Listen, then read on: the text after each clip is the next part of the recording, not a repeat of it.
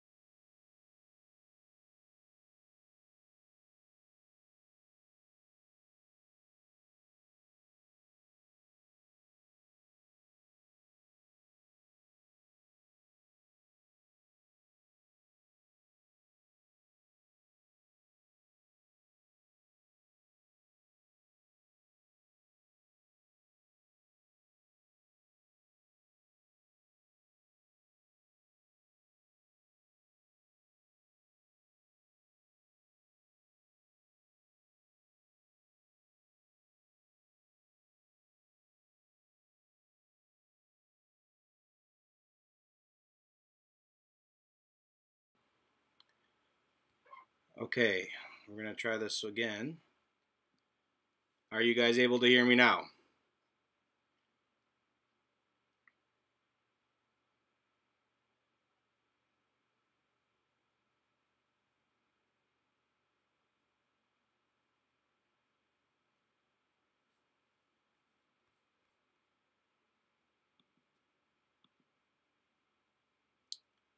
Okay, good.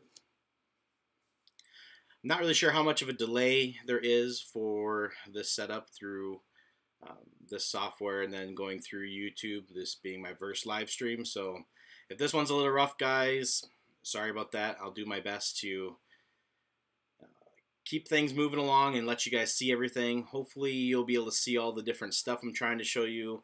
Most of the time the camera will not be on me. I don't even like being on the camera. So we'll want to make sure that you guys are seeing what's on my screen for Dragon Frame, the animation software, and then what I got going on here on the actual scene itself. So without further ado, we're just going to go ahead and dive into things, and people can join up and check back in and watch some of the replays and whatnot if they want to. But yeah, let's go ahead and just get started. I'm going to go through what my setup looks like here, and we'll just start right from there. So let me get myself set up here.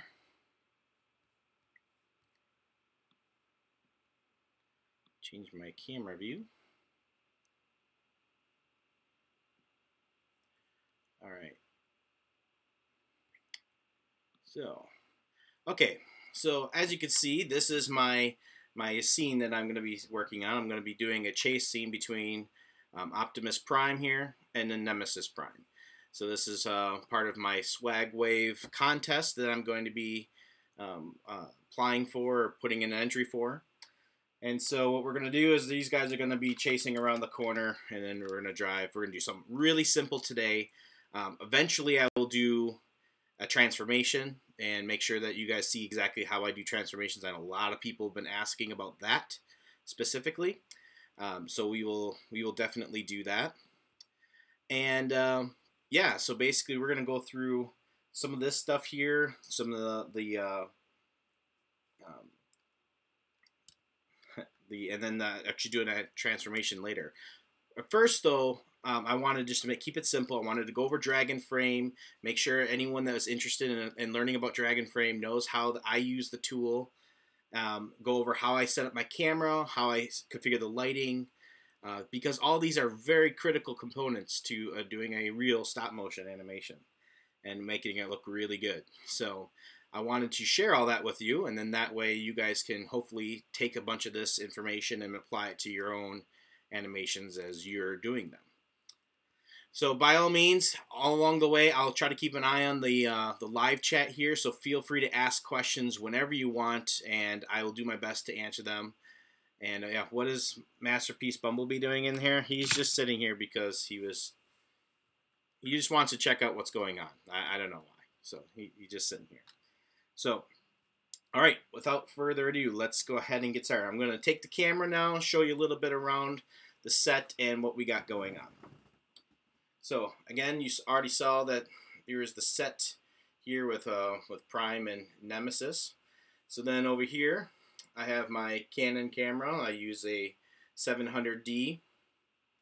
And we're going to go over some of the settings here shortly. I have my MacBook that I use to do all my recordings on, and there's the Dragon Frame software right there. You can see I'm using the webcam on the MacBook right here as for the video. And then for our lighting system, I typically use 3 lights. I have this first one here that just hangs over the top that shines straight down on top. Then I have another softbox back here adding in light in this direction. And then I have another softbox over here, shining in this. So I try to always get 3 angles of light on my scenes at any given time. And let's see. Then if I have something like a green screen, like right now I have it set to the blue side, then what I'll usually use is these shop lights here to try to light them up. Right now, I don't even know how much of the blue screen will be in the background, so I don't have a lot of light shining on them, but just a little bit on the corner, because I'm going to be kind of going in at this angle here when I'm shooting it with this, so we're not going to get a lot of that camera or that background in place. So that's what we have for the actual scene setup. And so let's go ahead and take a look at Dragon Frame itself and exactly what we need to do to set that up and get that all prepped.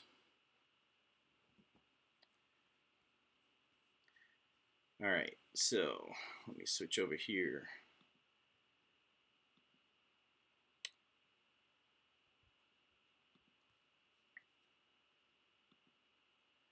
All right, so right now I'm in Dragon Frame, and it starts off with this configuration here. And so what I did is I just created a new scene and I titled it. That's pretty much all I've done so far. The next thing that I did is I actually import in my soundtrack. And one thing that I do, it's part of my workflow, is that I like to actually make sure that the software, or that I have the scene, the scene is all laid out the way that I want it before I even get started. So in Final Cut, where I do all my video editing, I went ahead and already kind of laid out roughly what I want, where my dialogue is, where the main sound effects are going to be, etc. And I exported it as just a audio-only soundtrack. I take that audio-only soundtrack and then I import it into Dragon Frame here. And so there's a button here just to import it, and you just browse out. I just name it something. So this is the Swag Wave Contest 2017, and here's some of the different scenes. I broke it up into a couple of different scenes to shoot, and right now we're working on scene 3. So that's what I went ahead and I loaded that scene 3 soundtrack here. So once that's in the background here, it will actually go ahead and play through. Now, when I turn on my speakers here, this is where once that's in the background here, this is where things went bad on me before. Yeah, unfortunately, I'm not going to be able to get you guys the sound that the Dragon Frame makes at the same time as using the microphone here. It's just not going to work, unfortunately. So as soon as I do that, I get that terrible feedback, and I need to work on this part of the setup a little bit. But so in the future, I'll try to get this ironed out for future live sessions. But for now, you're just going to have to trust me that the sound is actually playing. We're actually both going to be a little bit handicapped by not hearing that sound perfectly. So then once we actually load that in, you can actually see here towards the bottom, there's actually a waveform there as well. You can even click on this and make it a little bit larger if you want to see it as well.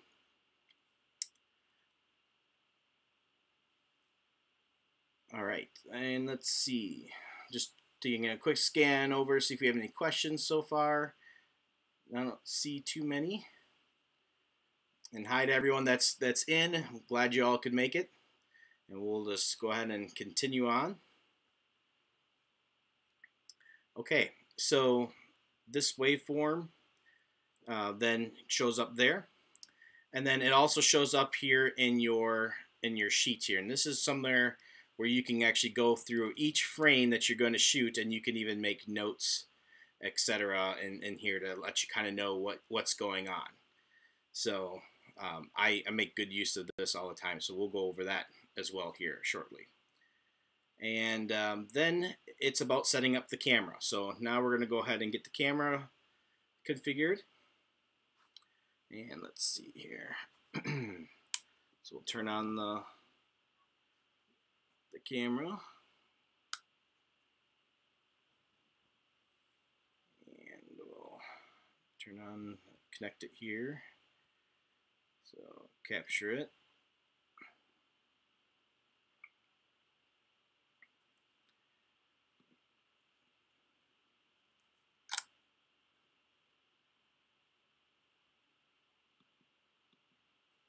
And why are you not going on here? Let's try this one more time. There we go.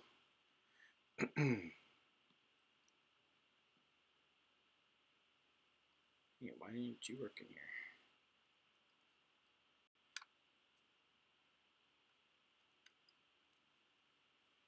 Of course, it's not going to work now that I'm on live.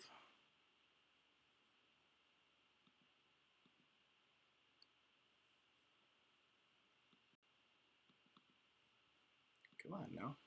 Don't be fussy today.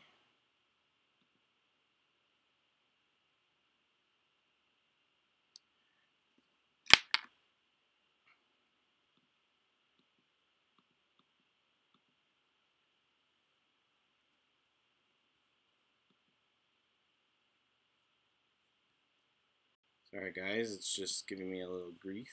I'll probably have to restart Dragon Frame here. Yep, I think we're just gonna have to restart Dragon Frame. Just gonna restart the camera quick. Here we go. I had to restart the camera. Okay, so here we have the camera view going on right here, and you can see right now it's out of focus, and I haven't really set the angle or anything like that. So we'll mess around with that here, get the exact angle that we're wanting. But basically, we're going to have this guy kind of whip around the corner. So that's what we're going to do. How do you stream on a Mac? Well, right now I'm using a program called OBS Studio. It is a open source software. It lets you do multiple camera angles and multiple camera sources. And so far, it seems pretty good. Then you connect it right into your YouTube live stream account, and that was all there really is to it. And so it seems to be working okay so far. So we'll see how it goes as the session continues. So all right, so I'm going to figure out where I want this to be, and so I'm going to go ahead and put Prime back there ways. And we're going to have Nemesis starting off here first, coming around the corner. So I'm going to get him just kind of roughly started so I have a focus area. So then this button here allows me to zoom in and check focus up closer. So I'm going to drag this to the area that I want to see, and then right in the corner here, if I click the button again, it zooms right in. And then I can use the focus and get in real fine and just get that focus exactly where I want it to be. So it's nice and sharp. It's just like that. All right. So that is my, get rid of this cord here. So that is my focus settings there. And so now I'm going to change my angle a little bit. And this I'm just using the tripod. I'm going to zoom in just a little bit, cut out that side of the green screen there so you don't see that. And there, now you have this guy, and I kind of usually just test this out and just see if he seems to fit. We're going to have him tip up like this when he goes around the corner, and he's going to land back down, and he's going to go like that. So that's basically the setup. Something very similar to that. So we start him off in focus here, and then we change this eventually as we go. Defensor versus Menastor. Yeah, we have. So in Vector Sigma Part 2, you'll see more of the Defensor and Devastator fight. It won't have Menasor in that one, but Menasor will be in Volume 3, where he'll be in that one, and then Bruticus will be in Volume 4. And so, depending on if I can get some aerial bots, they may or may not be in one of those as well. So we're gonna see how that plays out. But yeah, so that's what we're planning on doing for that. And as far as Rivals, right now I don't think I'm going to do any combiner stuff in Rivals, just because it's mostly movie figure based. So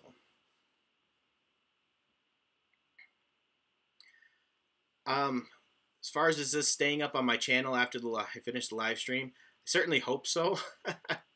Being my first one, if I screwed it up and didn't set it up right, it's entirely possible. So just be willing to know that it may not be there. So I spent about 3 hours trying to research camera configurations and web streaming because I had never done anything like this before. So all right. So then what I'm going to show you next is what I like to do with Dragon Frame to actually make my animation easier and not have to think so hard about doing it. And it also makes it turn out much smoother when I set this up. I don't do this every time, and I don't do it at all for transformations. This is mostly for like driving or constant motions, and so I can get a really, really good looking motion to it. And that is actually setting up these guides. Yeah, I can show you how I add my motion blur, but that's all in post. So I can definitely show you that. It'll be way at the end of this, or if at all. You know, I'll try to add that on here. We'll see how far this goes and how long it takes me. I'm a little long-winded, so I tend to talk a lot. So we'll see. But I want to give you guys tons of information so you can just review this as often as you want and get everything that you need to be able to take all the little tidbits out of here that you might want. When this happens, this is a Dragon Frame thing. It times out the live view every so often. So I'm going to go ahead and just hit the 3 button on my keypad. That's one thing I did want to actually show. Let's see if I can get my phone reconnected here. So I actually have, maybe I can just use the live view. Dragon Frame comes with this little remote here, and this thing is extremely handy. I know the focus isn't good because I just set it up for the other, but anyways, this thing is so handy to have nearby. The new version of Dragon Frame comes with a Bluetooth one that's wireless, which is a little bit nicer. But just being able to simply have your controls to, This one lets you take the frame. This lets you play back. This lets you move back and forth. You know, this is a toggle, a quick toggle. This does your onion skinning, which I'll go over here in a moment. And then there's other various options up here. But, you know, hit this twice to delete your frame. It just makes working with the software a lot better than trying to reach over to your computer or your laptop. So Private Bumblebee wants a shout out. So there you go. There's your shout out. All right. So let's go ahead and get this set up now. So what we're going to do is we're actually going to draw a path that we want to follow. Now this doesn't actually do anything with your real figure, obviously, but this gives you a guide that you can then follow, and you can set this up. So we're going to just kind of do this, and we want to curve them back around over here. That's basically it in a nutshell, right? So so we have this path now, and we can manipulate this path however we want. We're going to move this out of the way. And so maybe he comes over here. We'll put this more towards the ground level. And we'll put it right at the starting point. And then we'll go a little bit past the edge of the screen. So he's already starting to drive off the screen when we're done. And then what's really cool about this is you can select this line and use this increment editor. And you could say how many frames you want this to occur in. So if you know how long the action is going to be, you can actually say, here's the number of frames I want this to increment. And it shows you exactly where to place your person or your object that you're animating along the path. So let's just say I knew that this was 48 frames long. So I put in 48, it just automatically puts the little ticks in all along the path on where I need to be.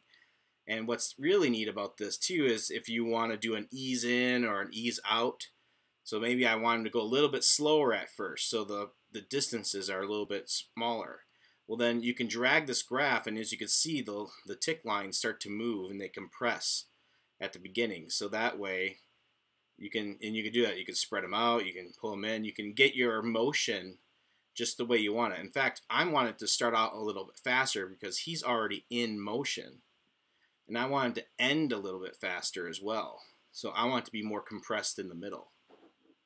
So that's actually how I want this one to be, because he's going to be slowing down around the corner and curving around, and then he's going to go this way. And so then the basic idea is we'd start him off here. We'd pick a spot to start, and we move them all along these dots here, and we keep this area roughly the same. And we would just follow it right along that path until he goes right off the screen. So that's basically what we're going to do with this motion path.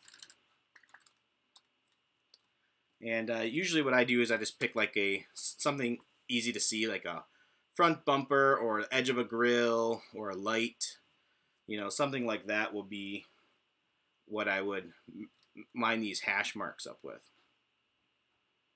So I'll probably do like the center of the grill, something like that. So that will be the first frame that we'll take. So let me go ahead and zoom back in. I actually don't remember how long this is, and with me not being able to turn on my volume, I'll try to do a little bit here. Go ahead and zoom back in. I actually don't remember how long this is, and with me not being able to turn on my volume, I'll try to do a little bit here. Go ahead and zoom back in. I actually don't remember how long this is. Yeah, I'd say it's going to be about... Sorry, I know it's a little annoying with the sound. I'm just going one frame at a time here trying to hear. It's going to be about... So I think it's going to be roughly 48 to 60 frames. So we're going to just keep it at the 48 frames. I think that's going to be fine. I can add just a little bit more onto the next scene. So for today's purpose, we already have this set to 48. So let's just leave it here. And let's just see what it looks like. And I think it'll turn out nice. So... sometimes what I'll do is I'll extend it a little bit on my own anyway. But we're going to go ahead and do the same pattern here, zoom in, and we're going to use this to focus in really nice and tight. There, now we can see the grill and all the details of the grill really good. And so yeah, so there's our first part of our scene. Now the next thing we need to do is actually work on the lighting. And I'm going to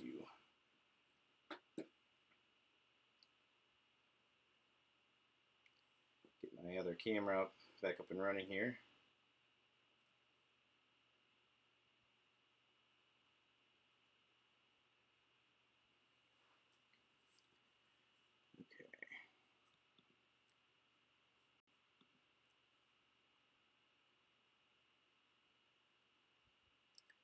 Sorry, I'm just, I'll go ahead and move this over here so you guys have. Alright, so I'm just getting my other camera here. This little phone-based wireless camera app isn't the best in the world, so hopefully it will connect here momentarily. Have to reboot this.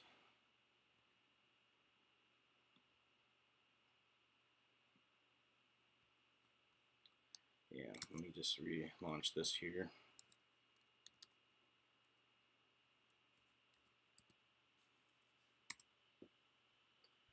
Okay. There we go. So let me go to my dual camera view here.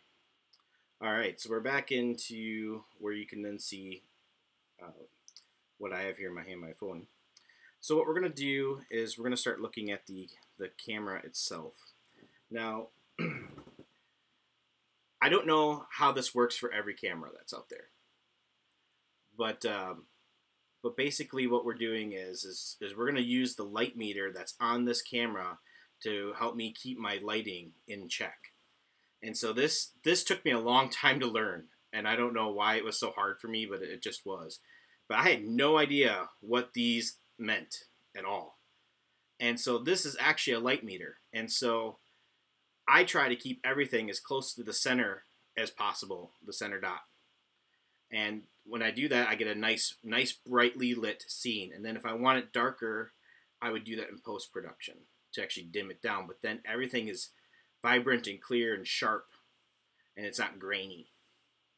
So that's kind of like my little trick there. So as you can see, here are my, I'm gonna try to stabilize my camera here a little bit for you. The camera settings here, I'm using an ISO of 400 right now, aperture of 16, and then my shutter speed of 5. And so that's the settings that I'm actually making good use of right now. I just realized you can't see them half the time because I have the other camera view on. Let me just do my other camera only here. There. That way you can see the whole thing. So when I go and I set the things on here in Dragon Frame, it has the same exact camera settings right here. And so this is actually controlling what's on my camera. So if I switch this to ISO 800, as you can see over here, it switched to ISO 800. And so I can control those settings right from Dragon Frame, which is very, very handy. So I'm going to set this down, and we're going to do a test shot here. So I took a test shot, and now looking at the display, notice now there's a little mark underneath the dots. That's showing me that my screen is just slightly too bright. And so what I will do is I'll just manipulate these settings a little bit to try to get everything to be right where I want it to be. And so as you can see, that one's even closer. So now, to me, this is usually close enough because it does change a little bit as you start doing stuff. So when he's actually out in the scene more, it can adjust the lighting slightly. So if I just tap the shutter button, as you can see, it dropped it down. So I'm really right where I want to be. I'm right in that space. Sorry about the jiggly cam. I don't have a good way of showing that to you otherwise. I don't have another tripod for this camera, so all right.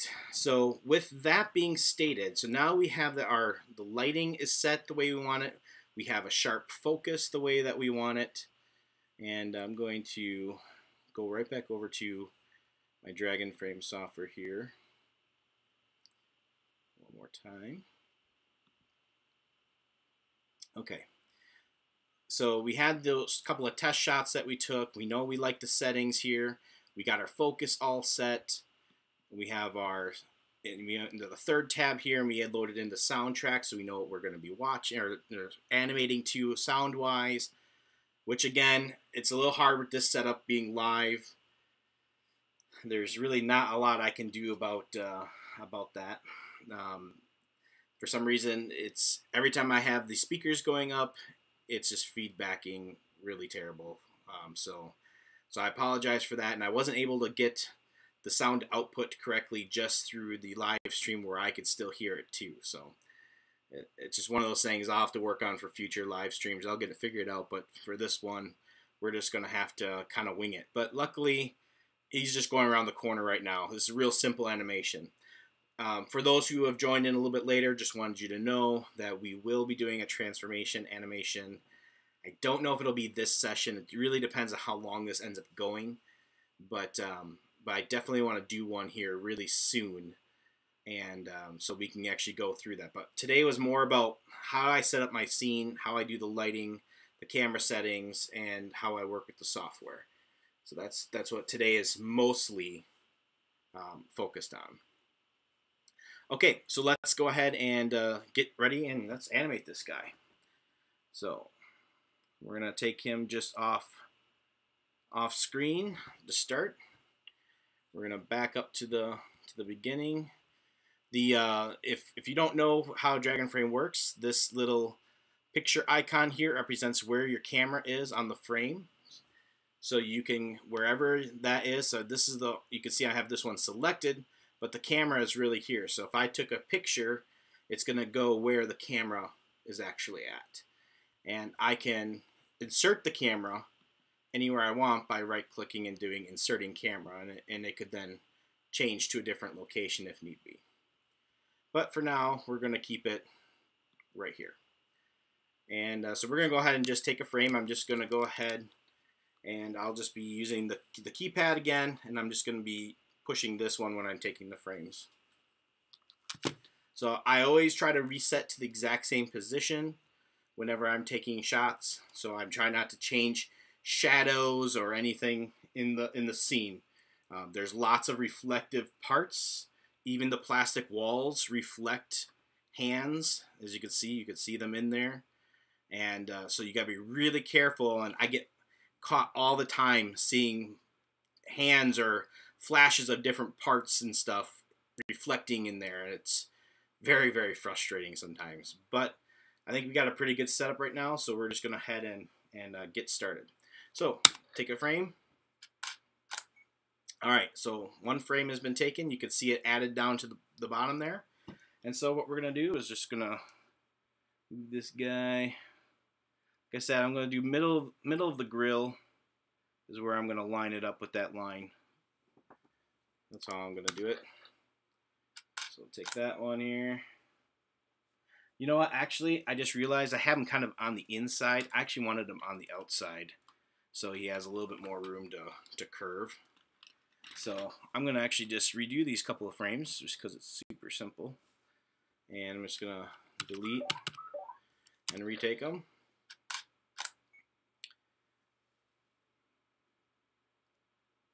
And line up roughly that spot there. And this is the fun of stop motion right here, guys. This is the long and tedious part.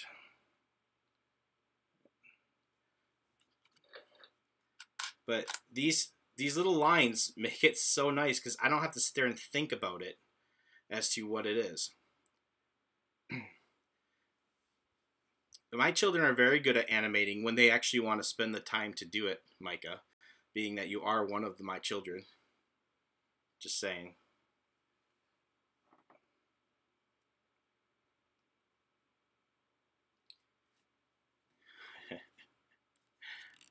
All right. Now, I'm going to go ahead and show you now that you've seen a couple of these just taken normally. There's also something that's called onion skinning. And so I can turn that feature on.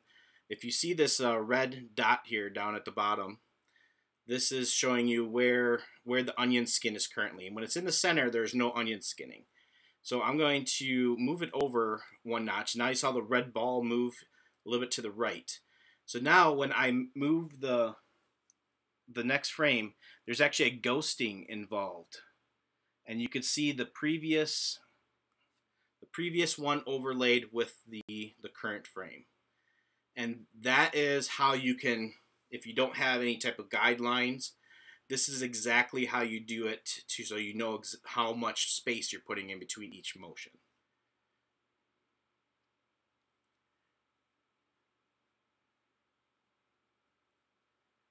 All right. How often do I animate and how often do I stay dedicated to stop motion? Well, I'm a dad with 3 children and a wife, so I have to balance my time as best I can with a full-time job. So, needless to say, I do not animate as often as I would like to. I try to get a couple hours of animation in a week. It usually ends up being where when I start doing it, it's more of a 4 to 6 hour period of time that I'm doing animation. I try to do it on like Saturdays is a good day, or Friday nights tend to be a little more available for me to try to do some of that. Sometimes a Sunday afternoon would work, but yeah, that's when I've done it. I've been animating now for a little over a year. I started my first Vector Sigma episode in June of 2016, and that was the first animation I started doing for public viewing. So, and everything else before then was just test animations to understand how it works. So, hopefully that answers your question. Let's see, did I take this frame? No, I didn't. So, record this one. And this is the other thing. You'll see me doing this where I jump back and forth all the time, looking to see what I'm doing. When the screen lights up red, there's a red border around the view screen. When that is there, that means that's your active frame that you're currently recording. So just so you know, so when you're scrubbing through, if you see the red border, that's what that means. It's your active frame. So we'll go ahead and move this guy again. And then we're going to have to get creative on how we want to tip this guy. Maybe get him around the corner.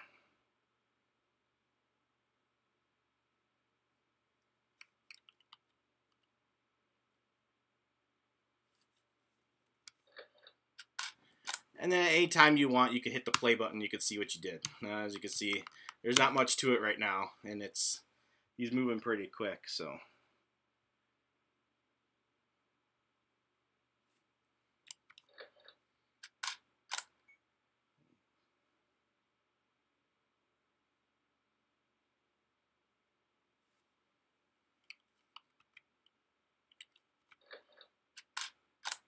And as you can see, I don't always get it perfect as far as lining it up. It doesn't have to be just perfect.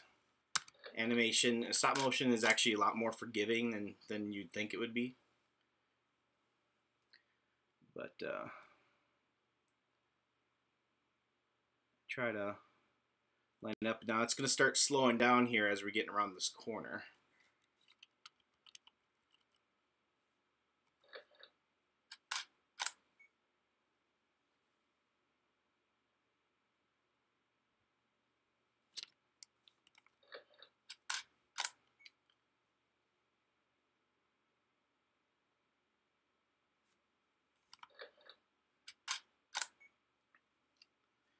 And then if you guys stick around, I might even be tempted to show you guys where my contest entry sits right now. I'll show you what I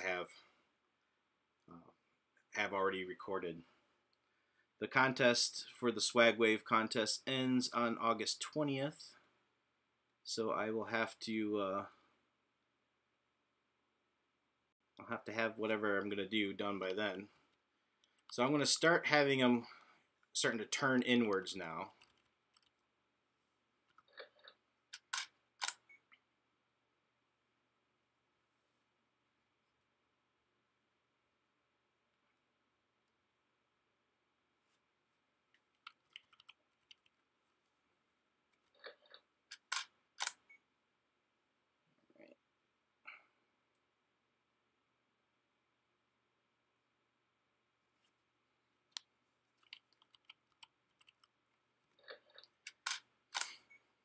So a lot of people say, how do you make your animations so smooth? Well, this is exactly how you do it. You add in a ton of frames for every single motion.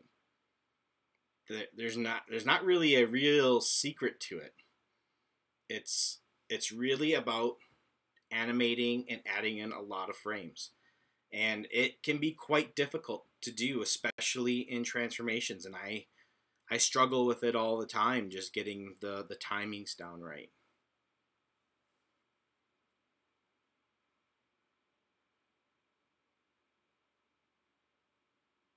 You know, people see my end results. They don't see all the times I've redone shots and deleted things or had to edit it manually or all the different things that I've screwed up.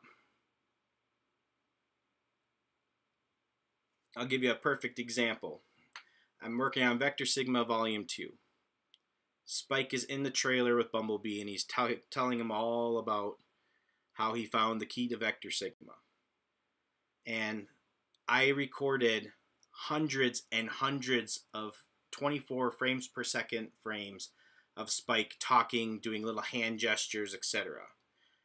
All to find out in the end that there was a little dog hair sitting on his head, bouncing all around, and I never saw it. I was so focused on the animation that I missed this stupid dog hair hanging all over his face and all over his head. And it looked ridiculous. And I have to now redo the entire thing just because it's too much work to edit out. It doesn't look good edited out. So I'm going to actually have to reshoot the whole thing. And it was just frustrating.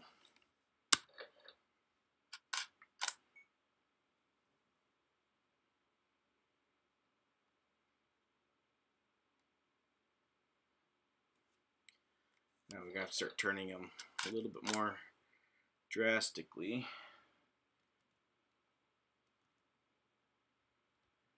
And we're going to have to start coming up with a way to tip them. So, how do we want to do that? I'm going to record this frame here. And he's going to start tipping on his side. So, give me a second here.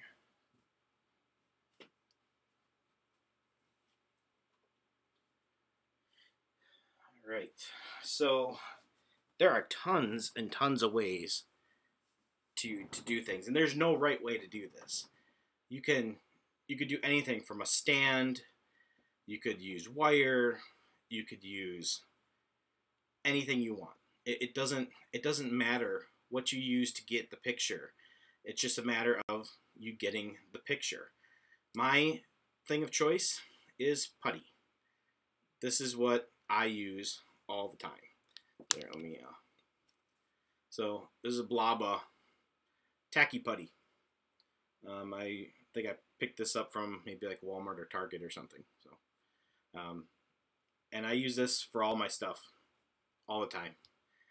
It's kind of like Play-Doh in a way where you can move it and bend it and pull it, but it still stays sticky, but yet it doesn't really leave much of a residue, and if it does, it comes off really easy on the figures. So it cleans up really easy, and it does a good job of holding them in place. Plus, it lets you do a little give, so if you have it set and you need the figure to move a little bit, you can sometimes just kind of squish it down and get that next motion out of it. So and it works really well on Lego cities because it actually sticks to the base plates. So we're gonna try some good old putty and see if we can make this work.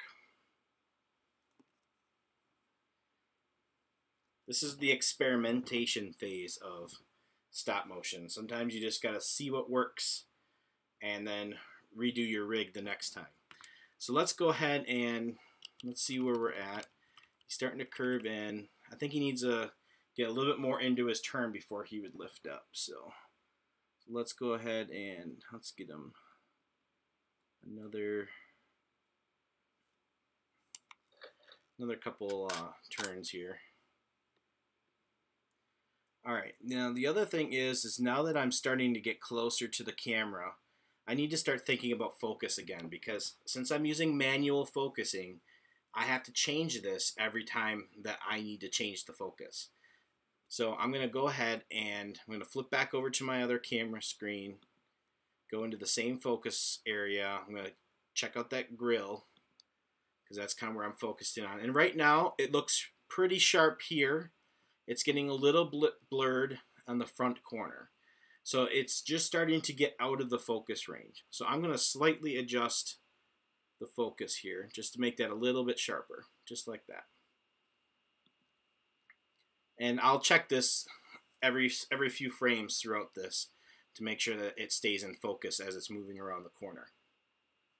So, all right, let's see.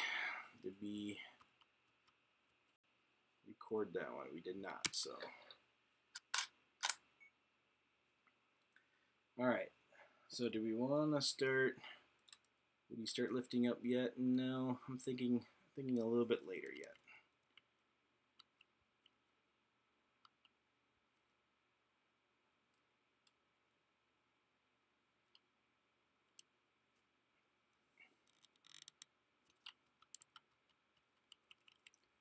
There we go.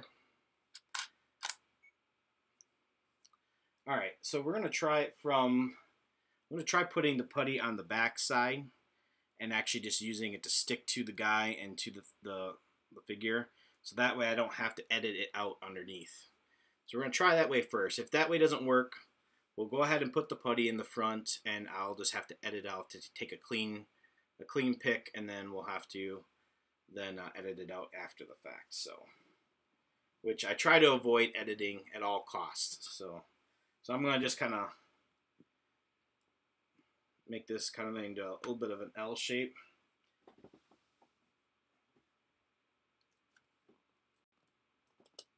Let's see about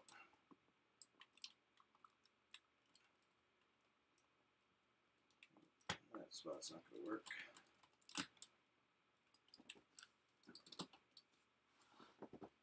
Don't want to just transform him. Now this is the really nice thing about Dragon Frame. So I just messed around with this guy, right? Now you can see he's all off from where he was before. So I could now work at lining him back up exactly where he was at before. And if I still can't tell, there's another option in Dragon Frame which is called difference. And anything that's different lights up white. So the darker you get your screen, the more it matches perfectly with what it was before. So you can just keep messing around with trying to get him as close to where he was as possible. Now, it's rarely possible to ever get him exactly right, but you don't have to because we're going to be advancing him a frame. But I wanted him roughly in the same spot again so we could give this a whirl. Alright, so hitting OK. All right, back to where we were. So so you can see there's a slight change right now. I haven't recorded this one, but we have to still move them forward anyways. And so we're gonna do this. Move them to the next spot, but this time we're gonna start trying to tip them up.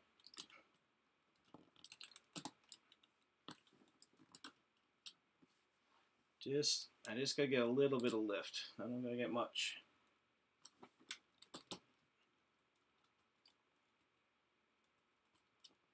This way may not work. No, that way it's not gonna work. We're gonna have to do it from the back.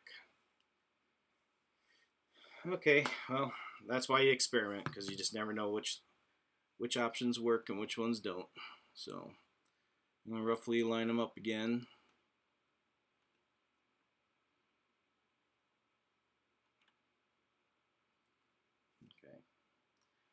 Okay. This time I'm gonna just try it by tipping the back side of them up a little bit, putting a little bit of putty on them. Pretty much like that, and then that putty right there is what I'll have to edit out. So we'll have to do a little bit on the front too.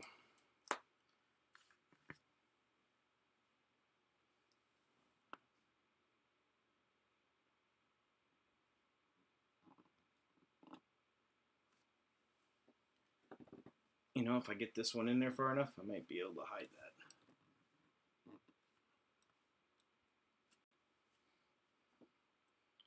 Yeah, I'll be able to hide that. Sweet. Let's get rid of this back one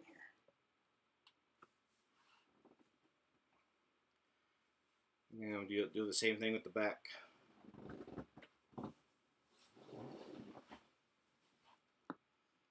So, isn't this fun just to get one frame?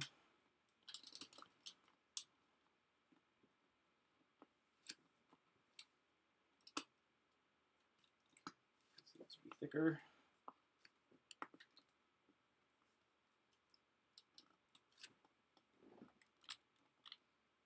There we go.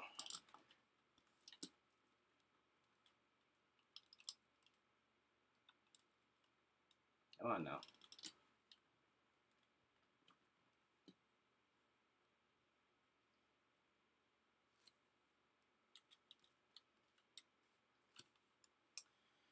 All right, so let's get our rough location set again.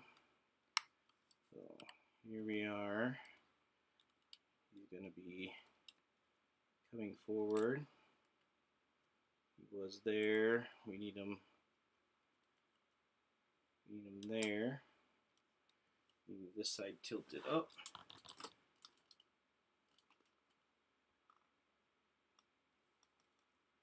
Oh my goodness! Why are you giving me such a hard time?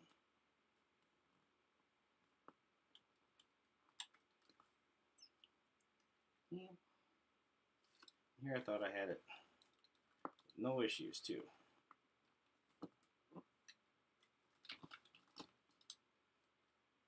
Okay, whose idea was it to make them turn? Seriously. I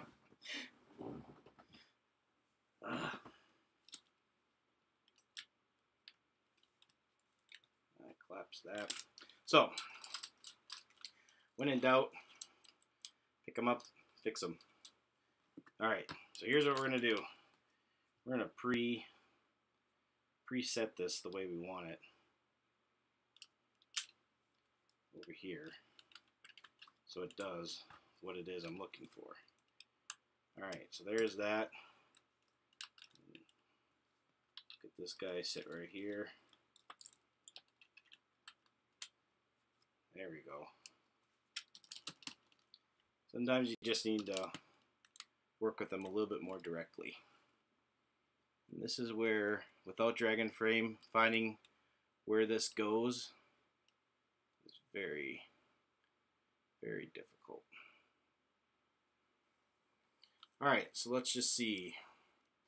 Now he's just lifting up, so we need him to be more forward.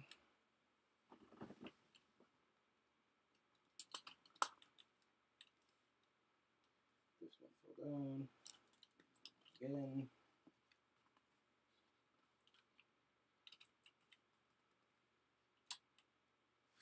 If this is painful to watch, which I'm sure it is, it's equally as painful to animate. So, just saying. But this is what I go through. I'm not saying I have the best ways. I'm saying this is what I do. And it is painful sometimes. Okay, this plan is not working. Okay. Plan B, or C, or D, or whatever plan it is that we're on. I should have probably done this from the beginning. Okay. We're just going to push this thing over. So, line it back up.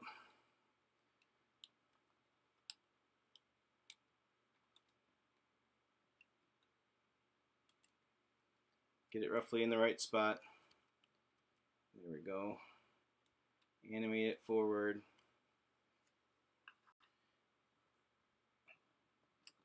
Then we're going to take this, stick some putty there.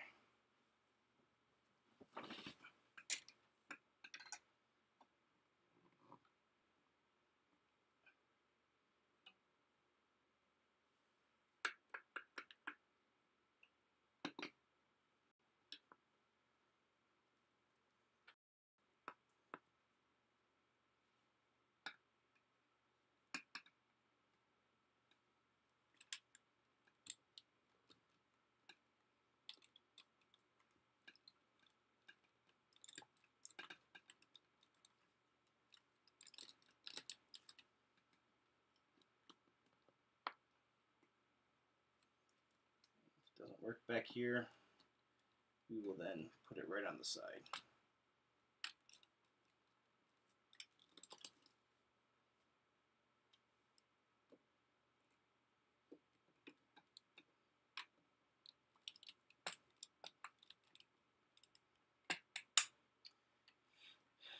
Yep, it's not going to work there either.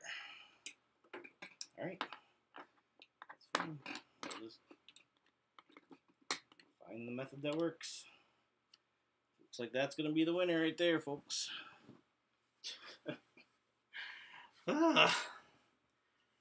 My goodness. I don't know if it's because it's on camera or if it's just being that temperamental today.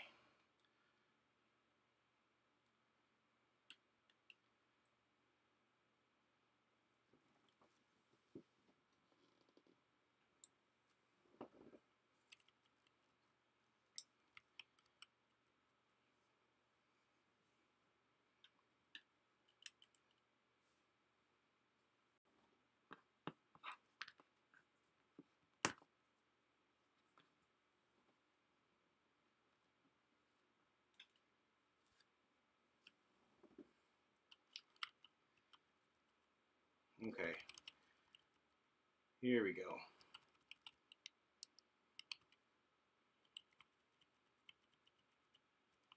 Yep. All right. So we'll just have to edit a little bit of this out after the fact.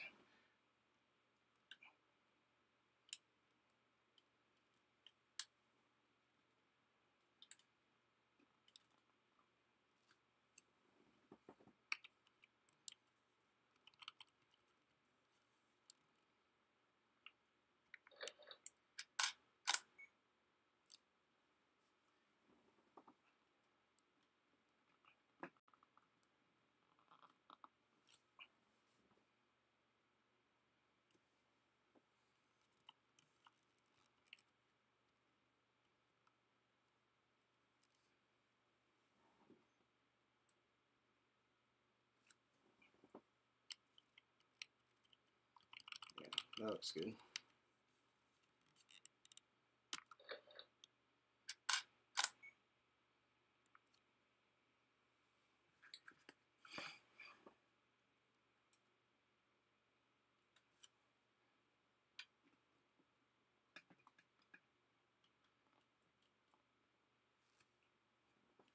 So now when you guys watch this video and you see this scene, you'll know what I did and how much I struggled to get this dumb little action to occur.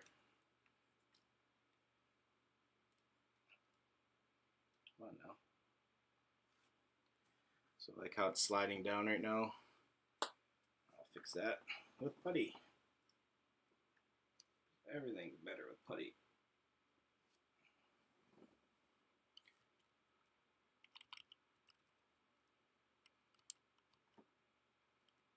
No, this is way off though now. So this needs to be way over here.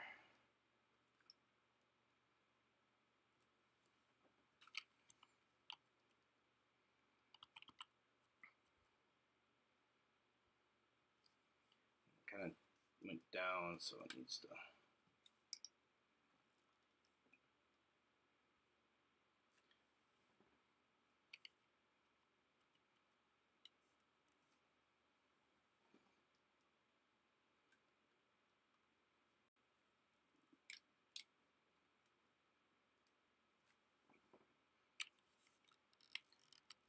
I don't like that either.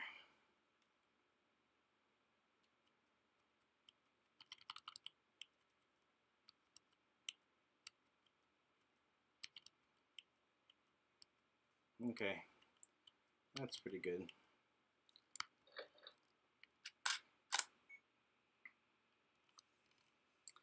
All right, so now that he's been a few more frames here again. Yeah, thanks for feeling my pain there. I appreciate it. All right, so now we're gonna go ahead and check the focus. So we'll go back over here and check our focus again. Click on that little corner. Hello, come on. There we go. Let's see. You can see some of the green. Just there's a little bit of green on my table here, and it's already reflecting in the light there. And I'm not even doing anything with green screen right now, but it's unfortunately catching in the light. Luckily, it's not extremely noticeable, and it could be a plant or grass that it's reflecting in, so it's not going to look weird to the person watching, I don't think. But yeah, so let's go ahead and let's just see what we got so far. So we play that through. There we have that so far. So we'll finish out this turn and get him around the corner here. So now, start moving them.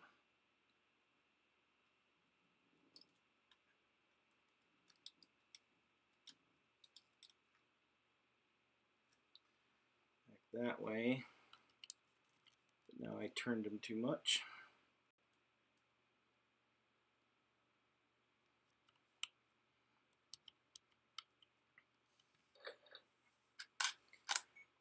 Good one.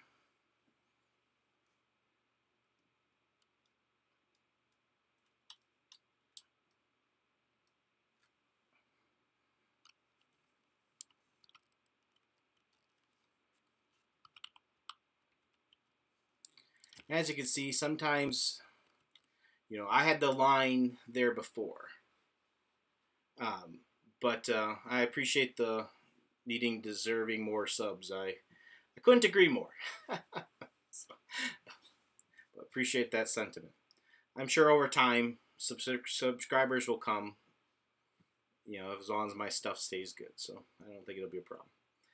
But anyway, so as I go around the corner here, the curve to me was out too far. So I wanted him to stay on the road more. I would have had to have taken him into this area here in order to keep him more on center. So I don't let things like that stop me. And so now I just go ahead, I just make it up as I go to what I think looks good on the fly. I'm not a slave to this line. It's just there to help me. And so also now that my guy has turned facing me, I will start to use this bumper edge here as my line. So now I'm sitting here right on this line marker here, and so that's what I'm going to start watching now going this way, as I'm not going to even worry about the center of the grill any longer.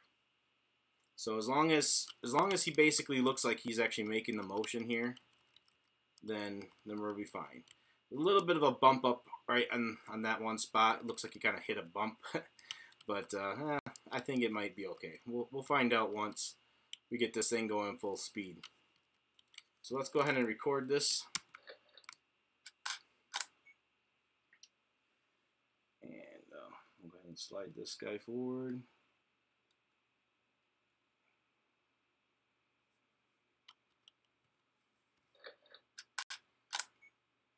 And this is where he's going to start leveling back off.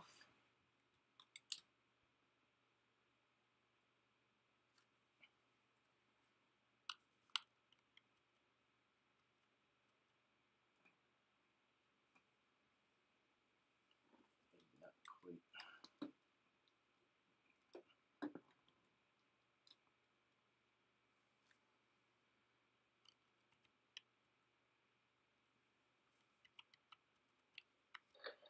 There we go.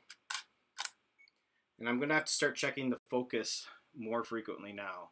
So now I'm going to actually pull this. I'm going to let him just be flat.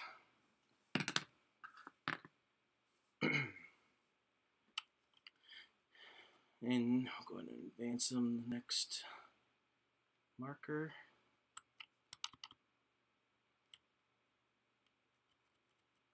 There we go. That looks good.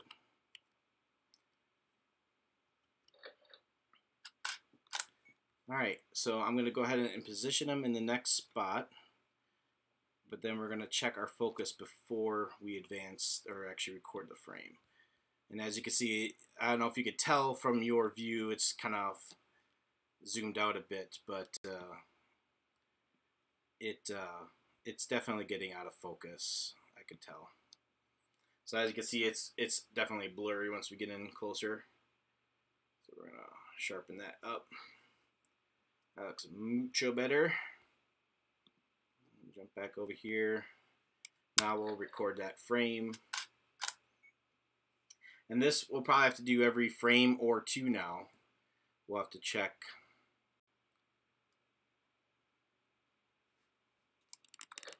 Check focus. We'll do it every two initially here. Check it again.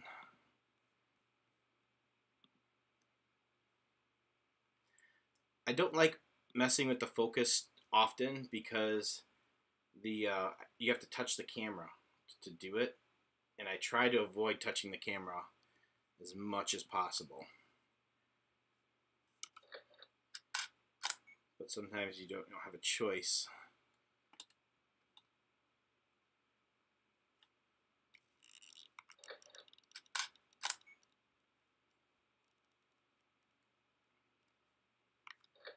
We're going to try actually 3 this time because the last time it really wasn't too bad.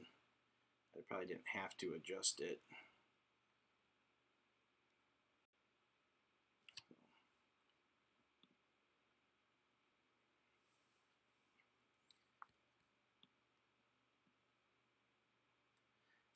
You tell me, guys, has any of this been helpful so far? Seeing this, even just seeing what another animator goes through? They go through the same pains, or... I mean, you tell me, is something like this even helpful? Are you able to see enough of Dragon Frame to even understand what's going on? And, you know, I want my time spent here to be worth it, but I want it to be valuable to you guys. That's the whole point.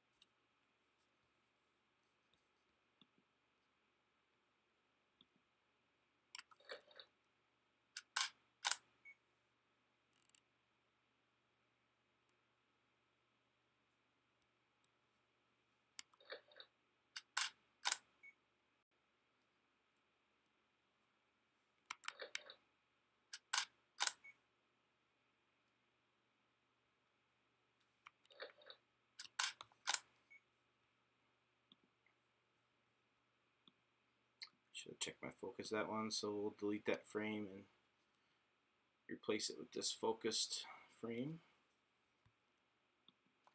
So deleting the previous frame and re-recording with the in focus one. Oh, good, Mecca. I'm glad to hear that. Like I said, I just want this to be valuable to you guys. So appreciate that feedback.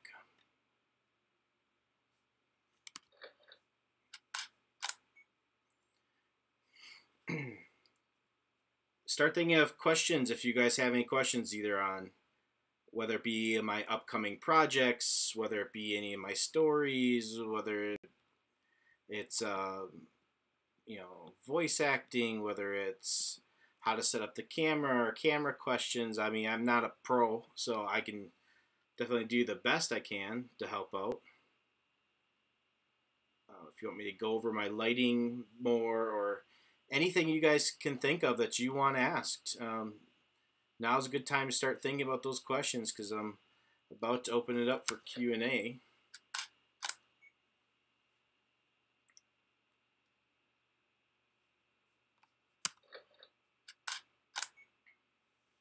I haven't done one yet.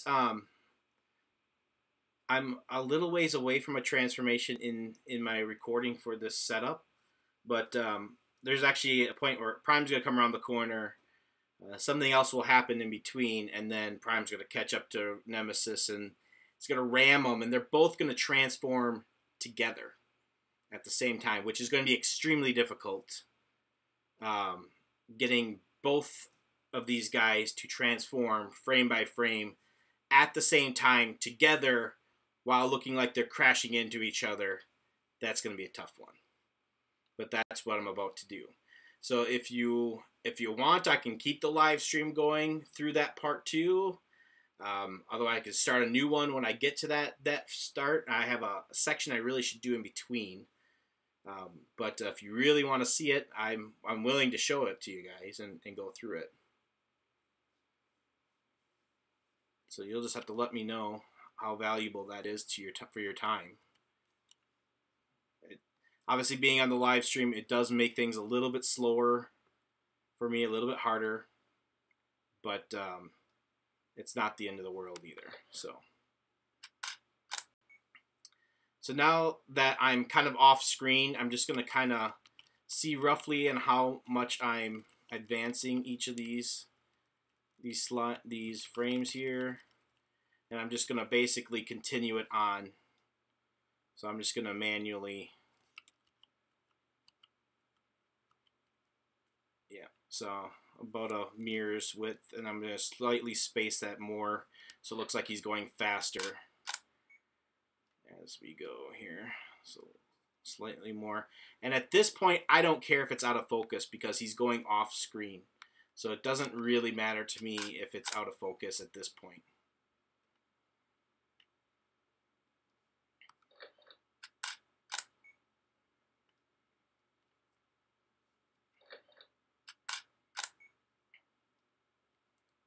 So we're just gonna start adding a little bit more space.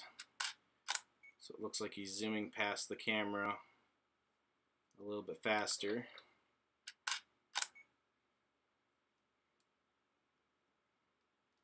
And I'm just gonna kind of manually adjust the focus just a little bit, just to give it a little bit closer.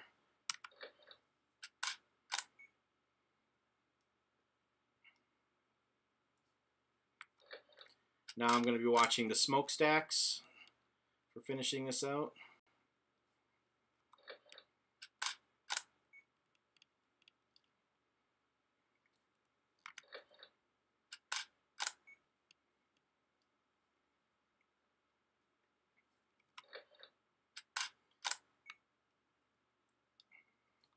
Well, I can, what I will do is I will show you some frame by frame transformations of ones that I've done for this one. And I will show you at what points I completely skipped steps of the guy's transformation to make it look more real. And maybe that will give you what you're looking for. So we'll move over to Final Cut Pro here in just a moment, and I'll show you some of the you guys that are stayed on through the stream, you guys can see my entry as it is right now, and I will show it to you, and we'll kind of go from there. Obviously, there won't be sound because you're not able to hear it through the. Well, you know, I could probably make it so you could hear it. I just won't be able to, but I think that would be good for you guys to be able to hear. So give me a moment here, and we'll just finish this up here.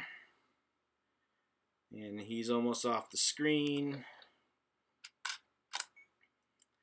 And one more ought to do it. Okay. So that is how I do it, and we'll hit the play button.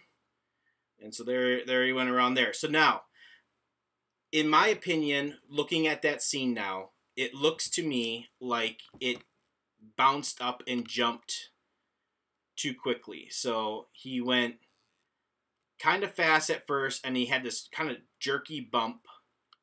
And so what I'm going to end up doing is I'm going to show you how I address issues. If my animations don't turn out like I want them to, I'll show you what I do in Final Cut to make it look the way I want it to look. And that's what we'll do next. So in order to do that, though, I'm going to need to export this this little clip out and get it. So I'm going to just export it as a movie clip for right now. And it's not very long. It's only, 2-3 seconds long, so it's not that big of a deal. So I'm just going to call this Part A here. We'll export this, and then we'll move on over to Final Cut. So I'm going to actually turn off my camera and get it out of my way here so I can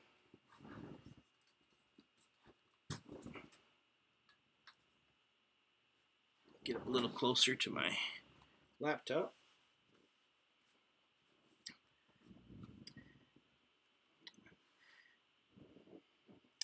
If you, I don't know if you can hear the ball that I'm sitting. I'm actually sitting on a ball right now. It's one of those exercise balls that you use. I find that to be the best chair because you can roll around and just slightly move back and forth on it. And you can't sit back in a chair anyway, so you never use the back. So I find this little round ball. It's comfortable. It's squishy. I can move all around and get into little places, and it turns out to be a really good chair to use for animation. So, but it's a little loud, so you might hear it every now and then when I'm moving. All right, so let's go ahead and exit out of Dragon Frame for now. Don't need that up and running. And we'll get into Final Cut Pro.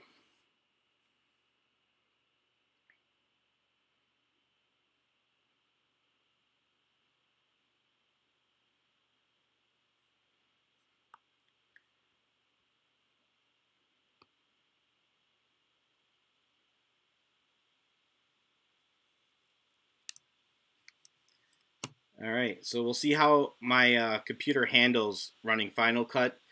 And I don't have a dedicated graphics card in this MacBook Pro, so it struggles with Final Cut a little bit. But now that I'm doing video streaming and running a separate screen on so I can see the lives, the chats and stuff, we'll see how my little laptop can keep up. But we'll see. All right, so here is my contrast test entry already as it sits. I have my animated logo here that I created at the beginning. It's updated with different pictures from my rivals.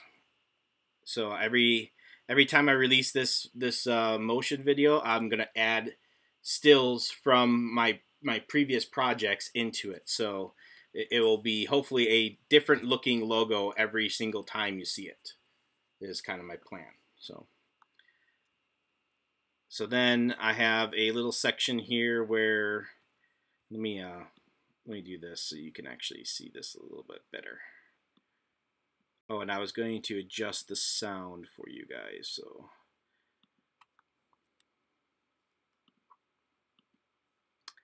So if I send my output to this, you should be able to hear. Let me turn it on.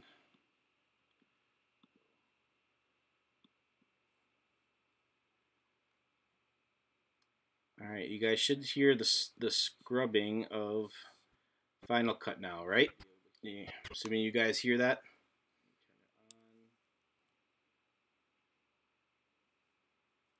It seems like there's about a 20-second, 30-second delay between when I ask a question and when you guys can get a response to me. So, but as you can see, I have this one. This one's from Rivals. That one's from Rivals. So there's mixed in with my Vector Sigma stuff. So that's pretty cool. While I'm waiting for that, so one thing that I do when I do my videos is I typically will lay out everything in advance, so I know exactly what I'm animating to. So I will often take temporary pictures, and at the time I took my temp shots, I didn't have my Nemesis Prime figure, so I actually had a second MP10 from the Hasbro exclusive that just came out. I'll be reviewing here shortly. So I used him as a stand-in and just did some stills just to give me rough ideas on what I wanted to happen, you know, and do this animation with. And so that's kind of what's happening here. Is I'm using these stills, and then sometimes I don't have any pictures, so it's just blank. This is actually a section of the original video. I'm not sure if how many of you guys are familiar with the Swagway contest, but you're supposed to take one of his videos and make an alternate ending to it.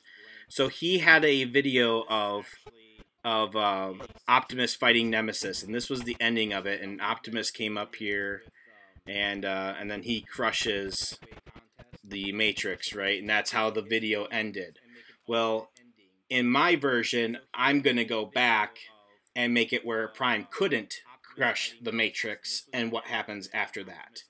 And so what ends up happening is I'm going to try playing this. I don't know how well the live stream will keep up with the video. So you guys will have to let me know how well this works, because I really don't know what's going to happen here. So if it's super choppy and you miss out on 90% of it, I'm sorry. We'll give it a try, and we'll just see what happens. If it's, I don't know, I can't tell what the volume levels are like. So if it's really quiet, is the volume from the Final Cut stuff quieter than I am talking? A lot quieter, or do you want me to change the volume settings? We'll just see what happens. If it's, I don't know, give you guys a moment to respond. So if it's really quiet, is the volume from the Final Cut stuff quieter than I am talking? A lot quieter, or do you want me to change the volume settings? Give you guys a moment to respond. Is there an echo going on? That's the next question I gotta ask. You might be hearing the program echoing back over again with me talking. I just not thought of that. Is there an echo going on? How but that's happening. You might be hearing the program echoing back over again with me talking. I just not thought of that. How but that's happening.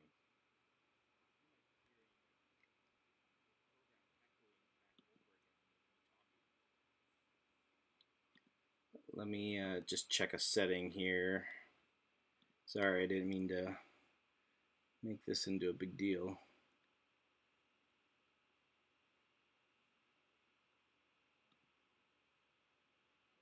Yeah, I thought so. It's like a really bad delayed echo, right? Sorry, I didn't mean to make this into a big deal.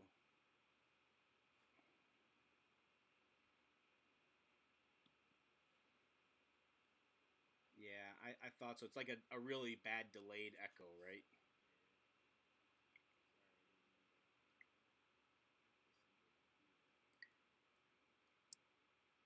Okay, here's what we're going to do. We're going to try this out. I'm going to not talk while this is playing. As long as I keep my mic off, I don't think you're going to get the feedback. At least I hope not. So we're going to try this out.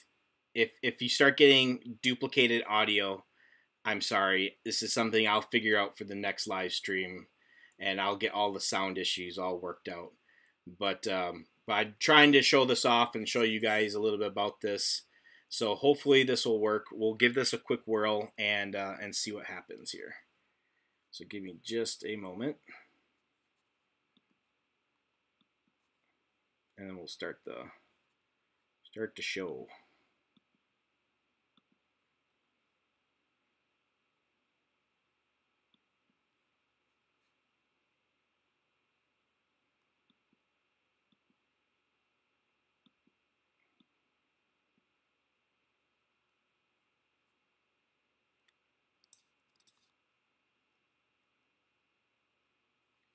All right.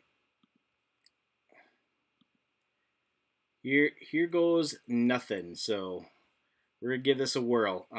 Just give me feedback if it's sounding terrible or looking terrible. You can't tell what's going on anyways, and then I'll just stop it and I'll explain what we need to do from there.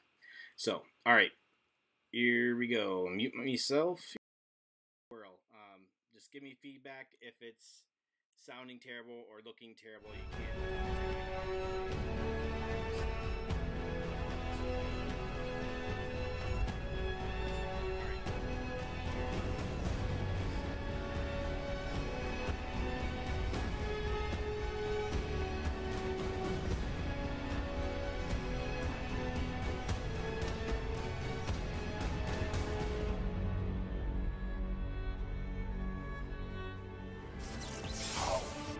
Can this be?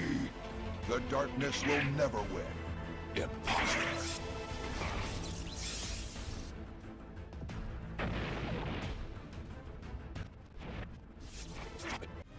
Imposter.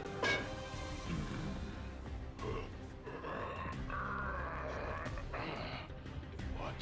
This can't be happening.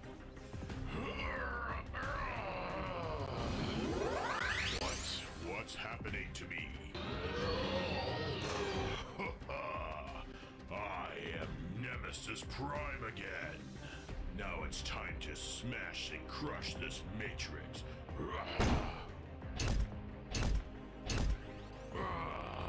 Why can't I destroy this thing? Oh, whatever. Oh, you have got to be kidding me. I'm back. Nemesis, it's time to put an end to you once and for all.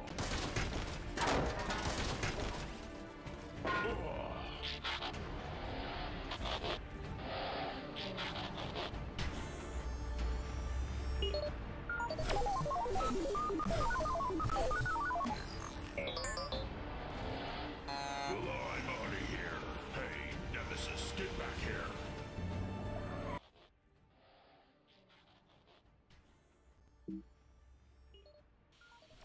Okay, so that's where I'm at so far. And so now we just did the scene of Nemesis going around the corner. And so there's about a minute left of footage that I have to record.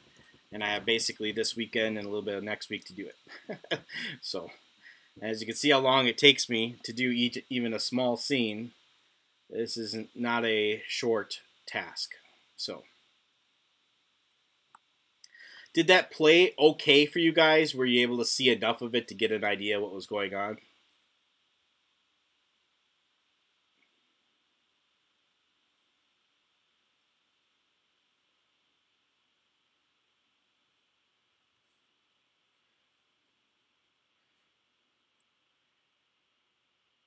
All right, good.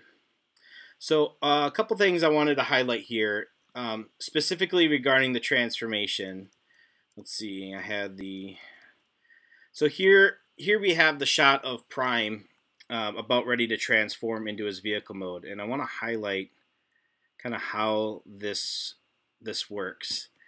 So when I do transformations, what I try to do is I try to only focus on certain areas that it's trying to draw the eye. So if I keep certain things slower in motion, and I keep certain things more, where they doesn't shift around on the screen, your eyes latch on to those. So in this instance, I use Prime's chest. His chest windows are easy for your eyes to latch onto. So I try to always line up the chest windows as much as possible. Excuse me, just a second. I need to get a quick drink here.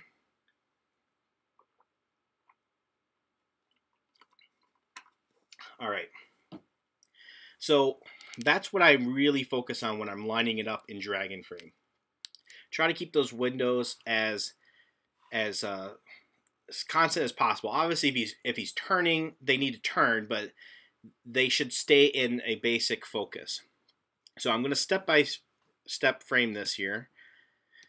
As you can see, it's all about him turning, and then in one motion, I'm starting to do things like spinning the hands. Spinning the hands is slower, and he's starting just to kneel down. There's really not much actual toy transformation occurring yet.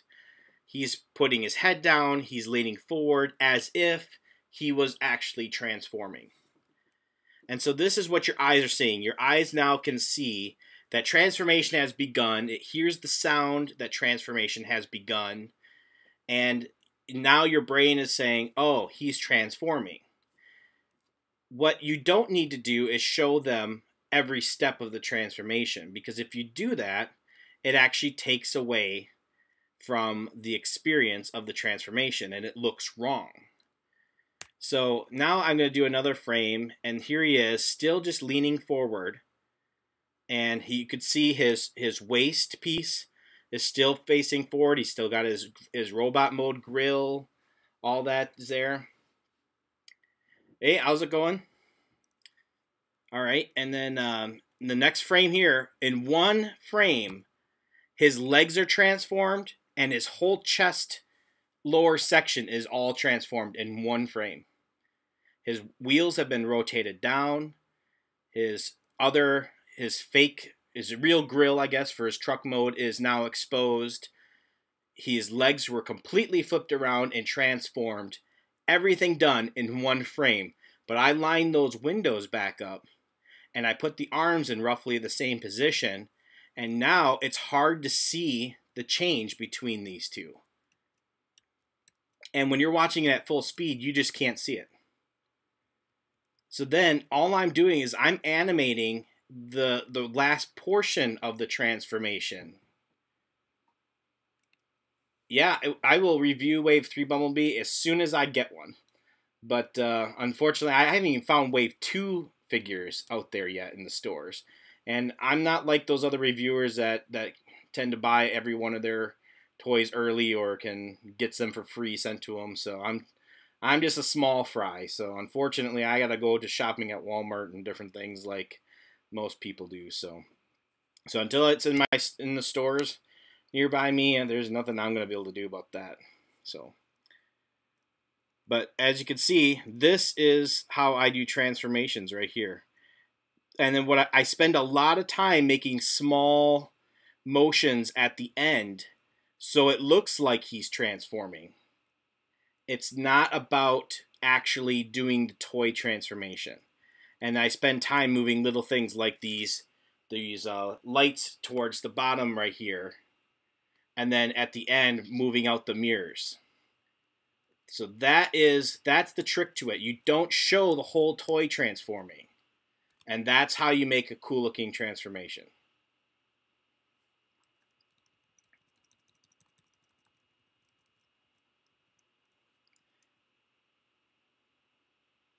Stop motion is such a neat way of doing things.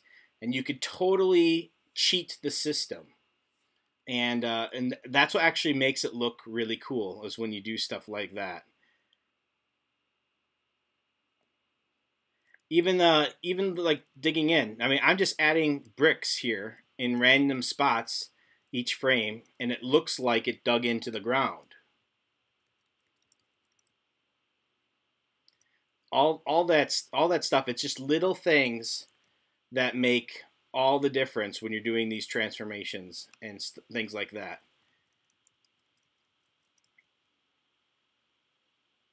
So hopefully that gives you an idea on how the transformation stuff goes. And I'm telling you, if you apply that to all of your things, you'll be amazed on how much better they look by skipping pieces. But if you just skip parts and you don't slow other things down, it will look like you just skipped the transformation. So you clearly have to show some things going on at first, some things happening at the ending, but just kind of skip some of those pieces that don't matter in the middle. Like if a guy's hips have to swivel in one frame, have him go from front to back. Unless you want it to actually be part of the way it looks. If you want that transformation to actually look like he's spinning his legs, then you need to actually animate that. But if it just does it because that's how the toy works, we'll just flip it. It's not a big deal. I did that in the Rivals as well. I had the old Dark of the Moon Berserker. I flipped his legs in one frame. Stuff like that. But I will tell you that if without Dragon Frame, I don't know if I could do it, because I have to pick up the toys, manipulate them for a while, and place them back and try to get them so exactly back in place that you can't tell that they moved. And that is the trick to it. And so without the onion skinning in Dragon Frame, I don't know that I'd be able to do it. And I know there's other stop motion apps out there, and many of them have onion skinning. And if they do, I highly recommend you get used to that feature, because it truly will take you to the next level in animation.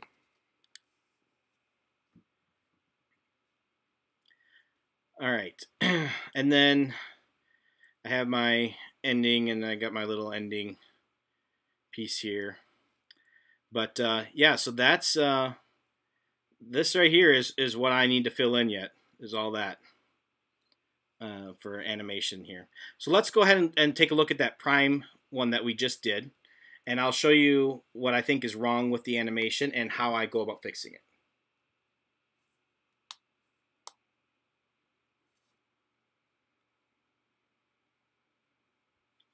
So, so what I do here is I'm going to import something into my library here. So I have my, let's see, exports. Where is my...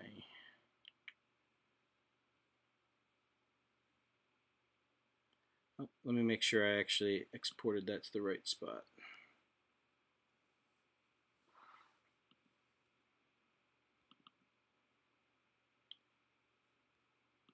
Pop back in here. Export. Where did I save you to?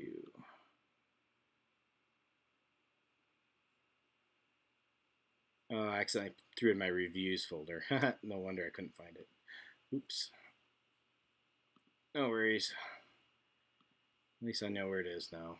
Okay, so I accidentally threw in the reviews. Oh yeah, here you are. Okay, and then so I always create an event. This is my scene 3, so I always call it scene 300. Just the way I like to do things for organization. A Swagwave entry. So Swagwave is another animator on YouTube who does all sorts of animations. He does Marvel and Transformers and all sorts of stuff. And he hosts a contest apparently yearly. This is the first time I've heard of it. He put out the contests in June, I believe. I heard about it a week and a half ago. And so I don't really have a lot of time, but I thought I would try to enter the contest. And the contest was all about taking one of his videos and creating an alternate ending. So I'm using his Prime versus Nemesis video and creating an alternate ending to that. And so that's what I'm working on right now. So I'm going to go ahead and import this this video, and here it is, and this is my import task while it transcodes it and gets it all ready from Final Cut. Alright, so there's my video. So I'm just going to drag this down to my timeline here.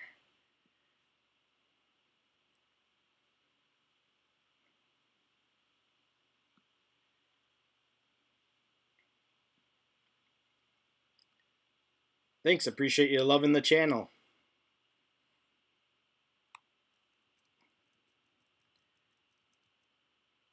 Alright, so then we got this guy coming around the corner. So we're going to line this up a little bit better.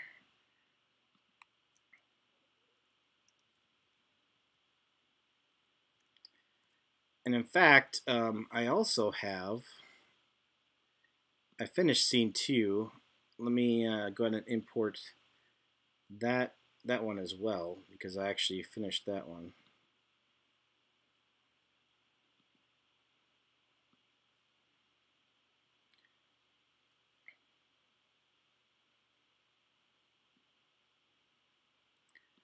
So I'm going to do this. So here's my one I animated before. So this is to replace those temporary frames. And so now I'm just going to take these 2 clips, and I'm just going to, well, before I do this one, I'm just going to take this first clip, because this one's pretty much the way I want it. And I'm just going to drop that in right over the top of my storyline, just replaced all those temporary pictures. And there we go. Yeah, that is true. You can absolutely use figures that don't transform and give them more of that movie accurate look. That's absolutely a good way of doing it. And then they can go ahead and transform right back into vehicle mode with stop motion. If you're clever on how you do it, you can absolutely pull that off, and it looks really good if you can do it well. I personally don't own any of those, so I am going to have to do it the old-fashioned way, so just using the actual figure. But yeah, it's absolutely doable. That's a good point.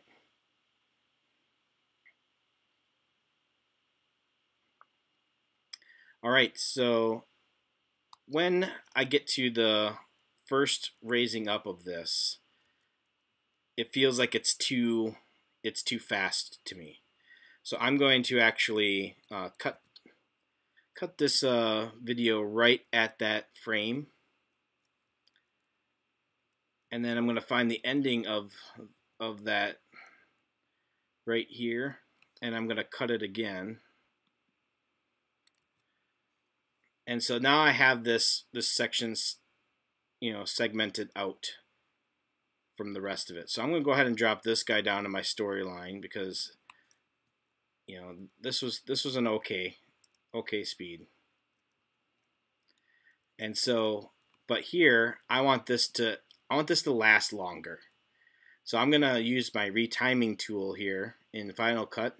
There's a little timer icon here, and I could set a custom speed. And I'm gonna say, let's try making this run at 75% of the speed. And by doing it this way, I don't have to calculate how many frames I'm adding or duplicating it. It takes care of calculating all that for me. So now this little section is going to be slightly under 24 frames per second. It's going to be 3/4 of the speed. And but by doing that, it will help me get a smoother motion. So let me just go ahead and do a quick render all here. If you're not familiar with Final Cut, these little dashed marks up here indicate that something needs to be rendered. And so so I went ahead and rendered it now, and it's creating a rendered copy, so it plays back smoothly. If I had a better video card, I probably wouldn't even need to do this. I would probably be able to do it real time.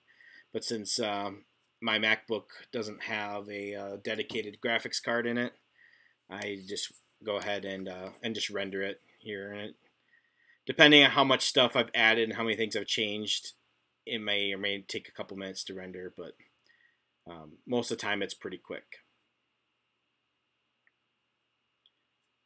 And it's almost done. This is the timer up here, up in the corner. So when that goes into a check mark, it's done, and you'll start to see some of these little dashed boxes disappear as that's where it's actually rendering at that moment.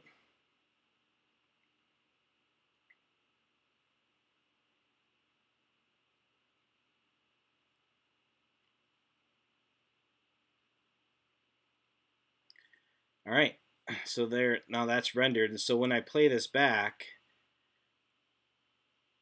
it's already much better than what we saw before. It's a much smoother transition between the two.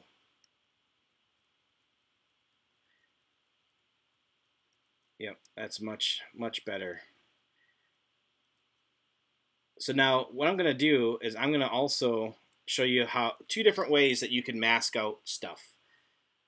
You can obviously do it with a photo editor, export the frames, do frame by frame, or you can use masking. And depending on how intricate the thing I want to get rid of is, I sometimes opt for one over the other. So in this particular case, I'm going to go ahead and opt for, you know, I think I just realized why I was getting feedback. I have the live stream playing in the background. I wonder if that fixes it now. I bet it will. Okay. All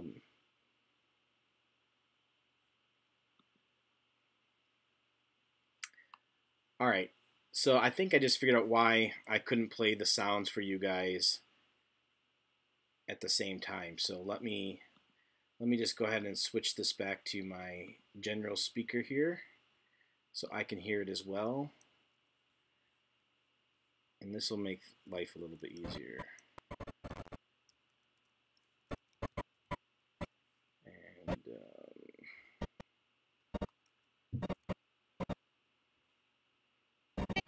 oh, I just need to set this to monitor. Sorry, I'm just messing with my settings here.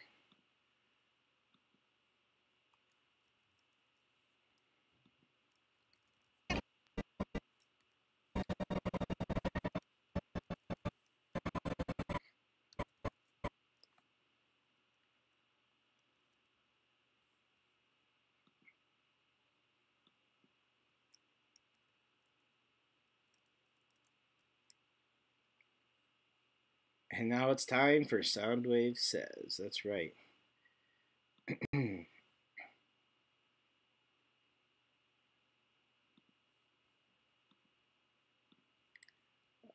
Apologize. I'm just wanting to try to just had a epiphany here on why my sound wasn't working. Well, I could see that it was outputting for you guys, so let me just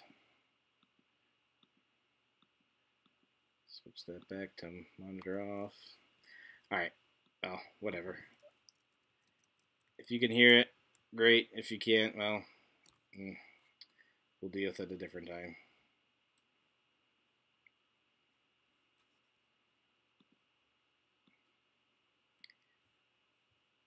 Oh, I know why.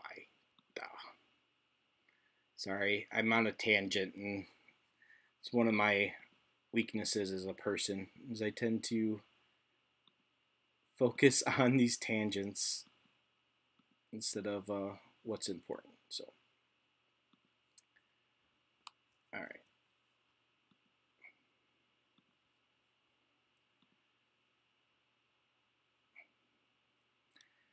So Transformers Rivals Part 2 is going to be a while yet. There's multiple reasons for that. One is Rivals was never meant to be cool. It was just supposed to be a fun little contest entry a trailer, and then I decided to make it into a video and release it for fun. And so that's what I did in between doing my Vector Sigma series.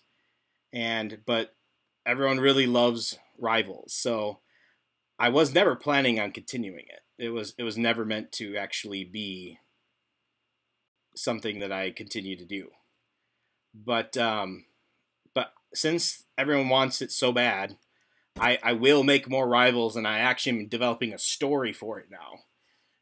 So I actually have plans, but now it involves other characters that I don't own. So until I do own the characters, I can't even consider starting the filming of Rivals. And so beyond that, I also want to complete Vector Sigma Volume 2 first. So Vector Sigma Volume 2 will be next. After this contest entry, I finish this one up, then it will be Vector Sigma Volume 2, then Rivals Part 2. And I'm hoping to have it out by the end of year. And I know it's a while, but these things take me... Rivals, the first one, took me 2.5 months. And the Vector Sigma, the first time I made Vector Sigma, took me 9 months. So, yeah, I can do Hound versus Berserker if you want. Sure.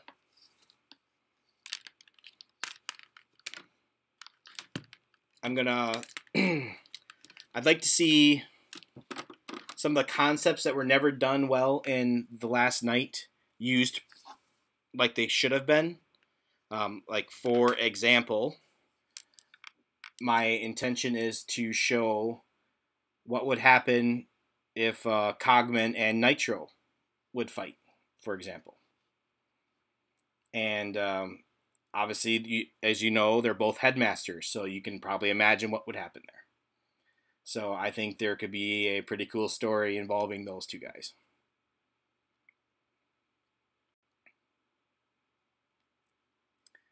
So we can definitely do some Rivals stuff here.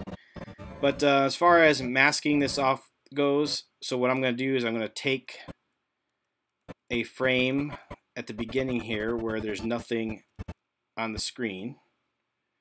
So I'm going to take this frame here,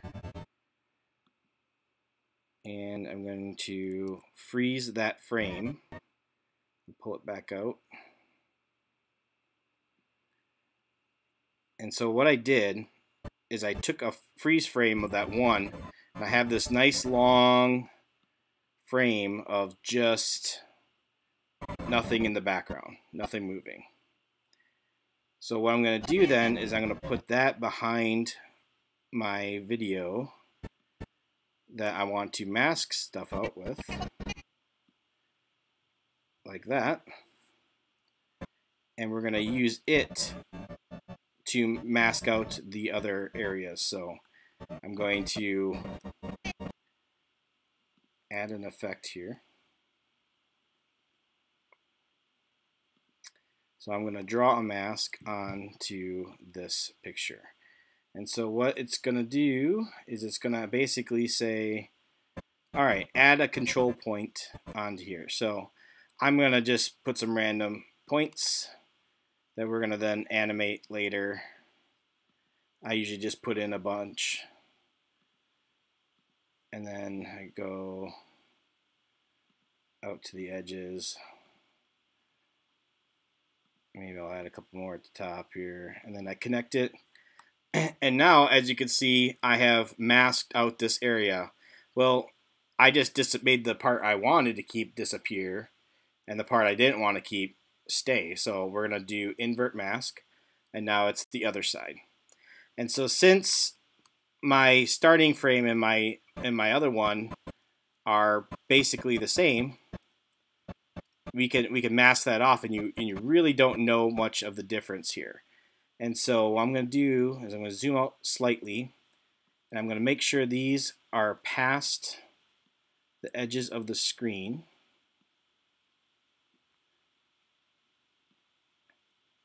And I usually go down like the edging of a road or something like that, so somewhere that it's less noticeable.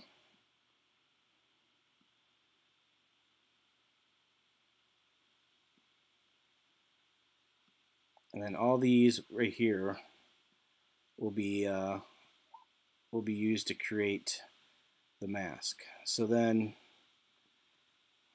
we'll do that next.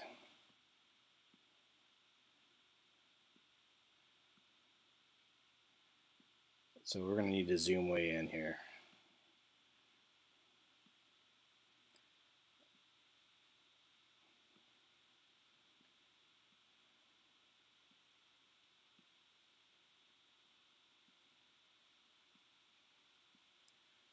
And so we just do this.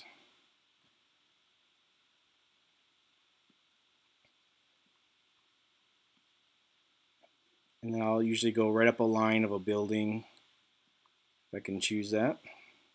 Something kind of like that.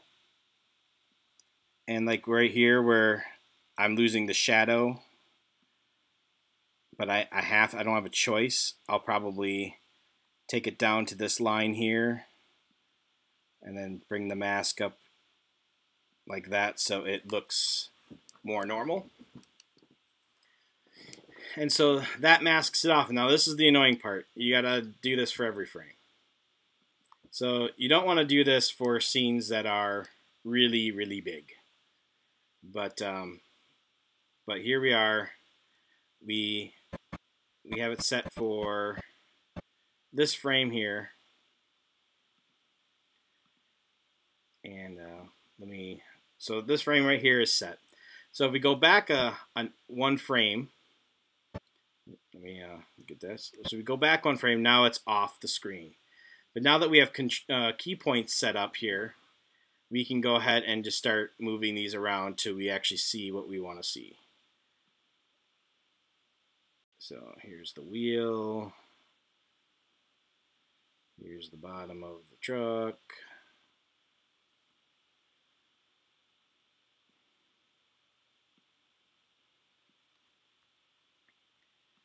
So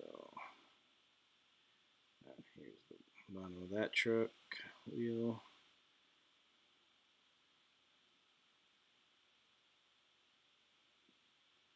And so there, as you can see, that's how we do that. That's it. That is masking that. And then like for here, I'll probably leave this just for consistency, and we'll see how it looks. But we might have to blur the mask to try to, there's like some options to feather it in a little bit so it's not so harsh of an edge. You can kind of mess around with some of those settings too to try to make the masks blend a little bit better. But if you didn't want to do it this way, obviously the next best option would be to edit this frame by frame in a photo editor. And then you could keep things like shadows stuff easier because you could actually do stuff like that. Appreciate the request for moderator. So far, I don't feel like I need to have a moderator. Everyone seems to be well behaved. So, but maybe at some point I'll look you up.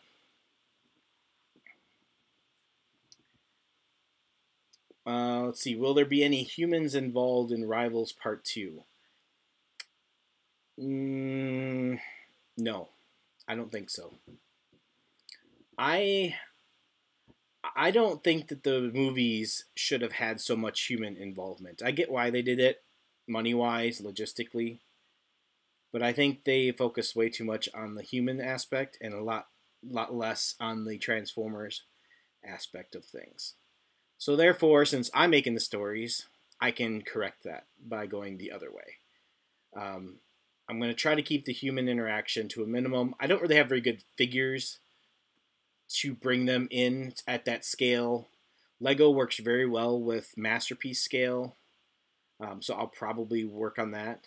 But just stick with Lego guys in Vector Sigma, but keep the humans to a minimum in both cases. I do not have any shattered glass anything.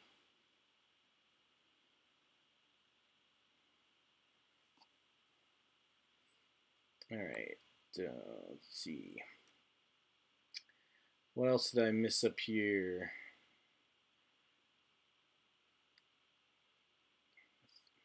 If I did not answer your question, feel free just to repost it, and it's not intentional. So so if I missed it, it's just because I'm trying to do multiple things at once. So all right. So this is what the process is for masking, and I literally just go frame by frame and make this work. So like here I accidentally missed a frame, so I'll go and correct that right now.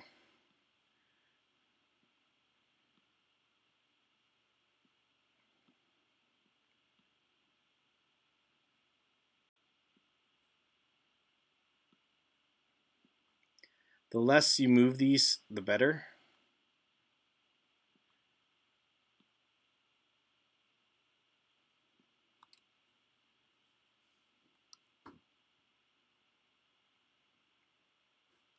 My favorite figure of the Premier editions.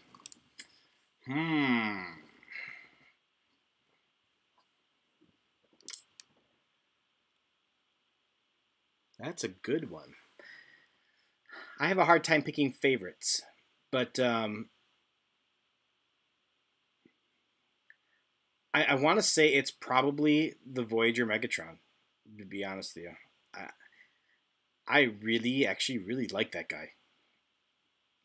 So I like the Voyager Prime a lot. I just didn't think his paint job was very good. That's why I decided to repaint him. Um, he looks so much better repainted.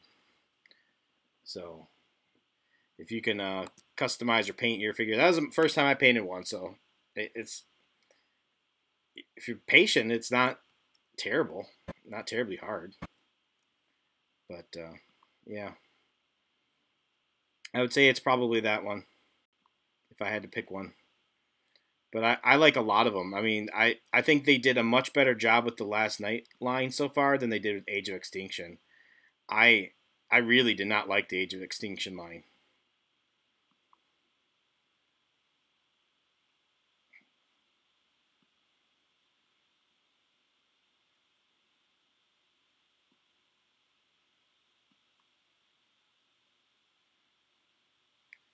Yeah, this one's going to be a problem because it's actually going into my... Yeah, it's actually going into my guy a little bit. This one I'm probably going to have to edit with like a photo program if I want that perfectly. Sometimes you can get away with a single frame. Sometimes people can't see a single frame issue like that. So it's possible we'll be able to get away with this, but not sure. I think I'm gonna have other ones that I'm gonna have to edit. So yep, like this one here, I'm gonna have to edit too. So yeah, a couple of these I'm gonna have to probably take out to the photo editor and fix them up that way. Unfortunately.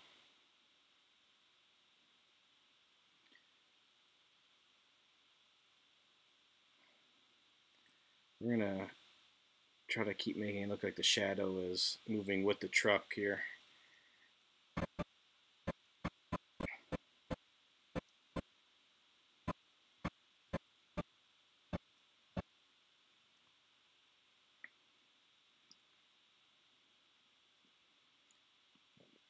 This is almost done. Sorry, I know some of this is not the most exciting work ever, but it is all part of stop motion.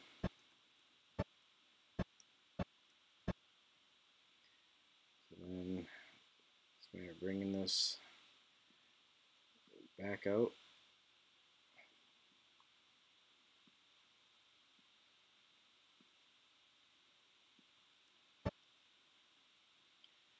And like right here, I will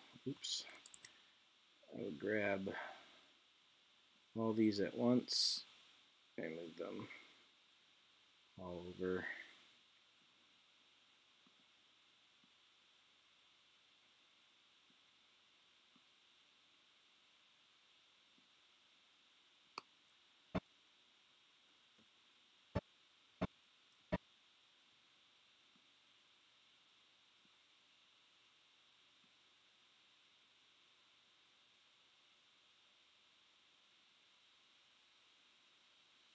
I'll just stick this one up here. This one on the other side of the mirror.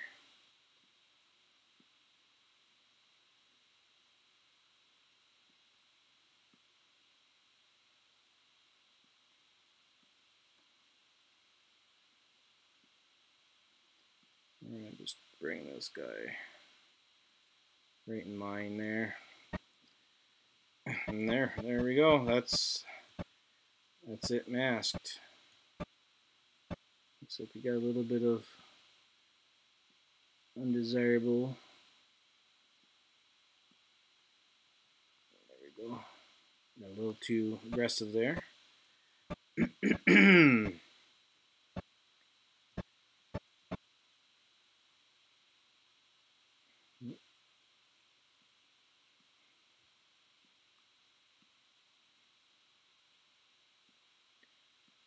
These need to be touched up a bit.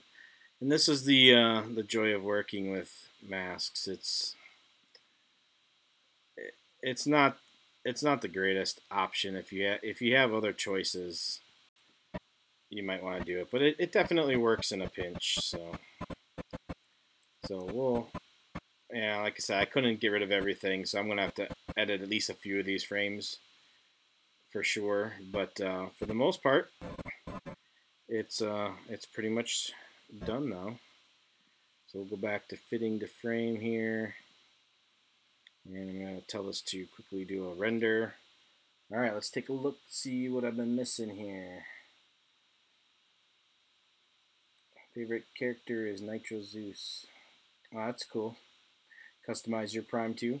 Awesome.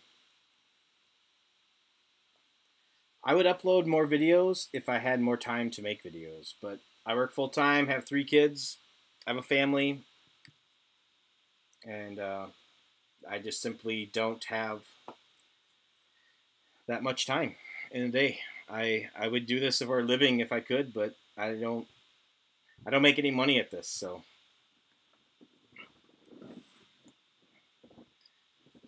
this is just a hobby.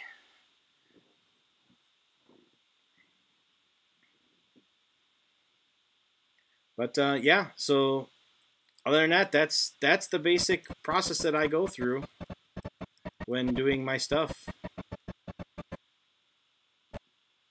And sometimes I'll work on touching this up even cleaner and making it even nicer or whatever, but most of the time that's all there is to it. I know it was asked about motion blur, and so what I do with motion blur is most of the time my stuff doesn't really need much motion blur.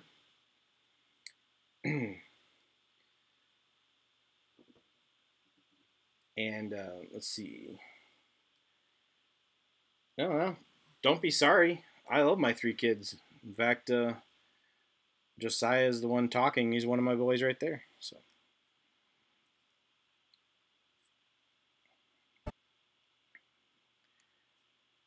Also known as Transgo Mini. So. All right. So as far as motion blur goes, I don't use it a lot, and I never add it until the end because it's so intensive on the computer. But basically, this is what I use right here. I use RSMB Pro is the plugin that I use, and it is an excellent plugin for adding in post motion blur. And so if I was going to add it to this frame or this picture here or this section, so if I was going to add it to this here, and I just drag it on, and when I add it in, it becomes just a normal effect here. My boys are 9, 14, and 16.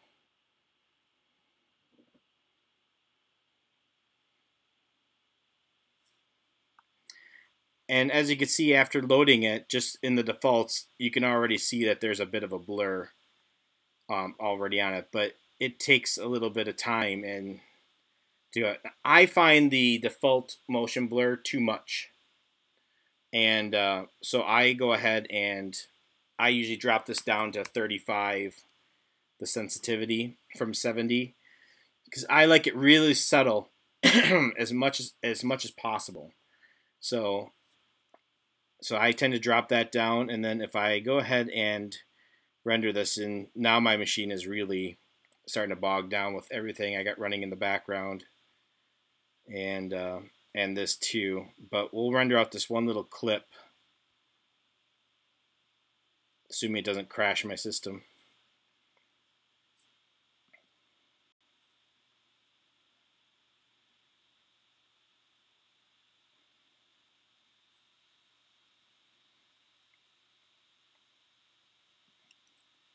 See, while this is rendering, what other questions do you guys have on animation, projects I got going on, anything about me? What else would you like to know?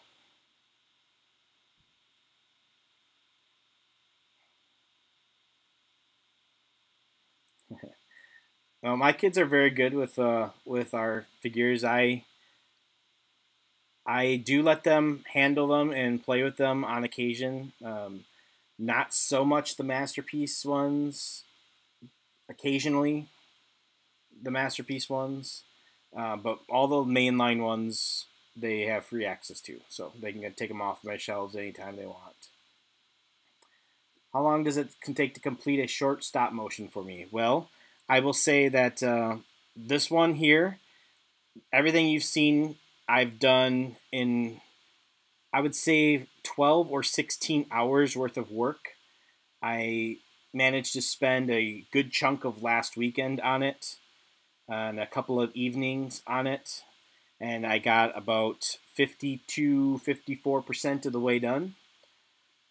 So today I was meant to get a lot more completed, but I decided to do live stream instead and show you guys all the different stuff that I go through. And so even though I only animated a few frames, about 60 frames worth, and we spent several hours, to do that, but I really wanted you guys to see all the process that I actually go through on each piece of it.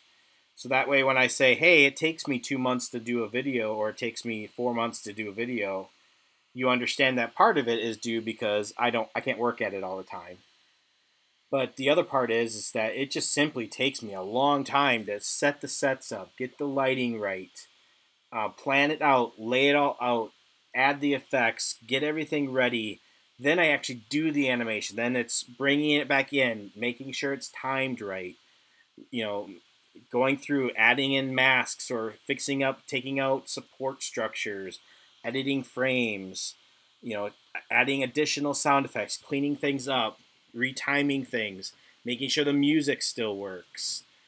It just on and on and on and on. There's so many layers to this before I ever put a video out.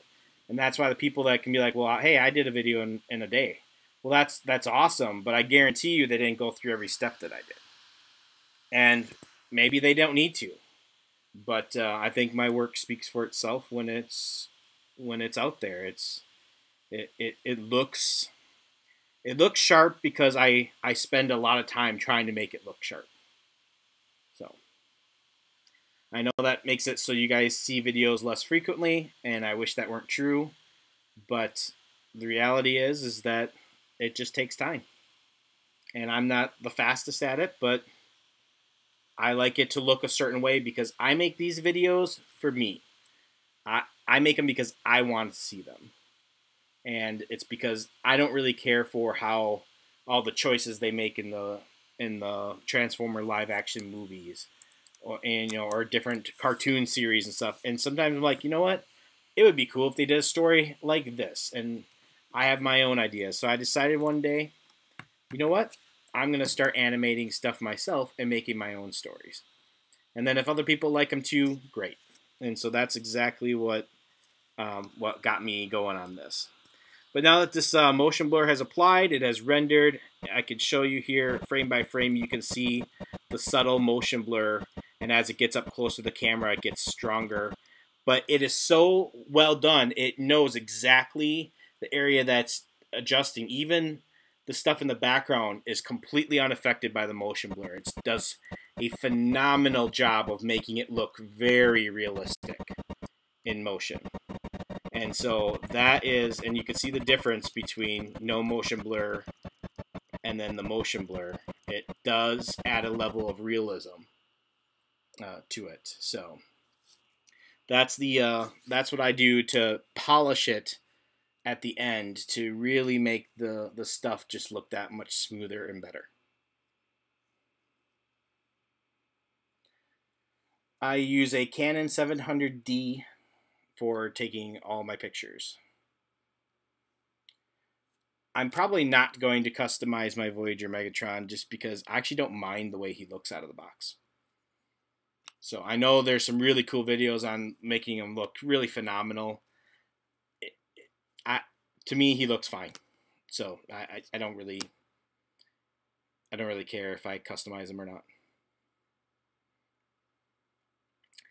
Well, any other questions or anything else people want to see? I mean, I know we went through, from the beginning of the video, we went through some of, I have the lights set up, which kind of lights I use. We went through the software, through some things about Dragon Frame. I didn't go through it in depth, but I definitely wanted to make sure that you guys got to see how the software worked and how I use it.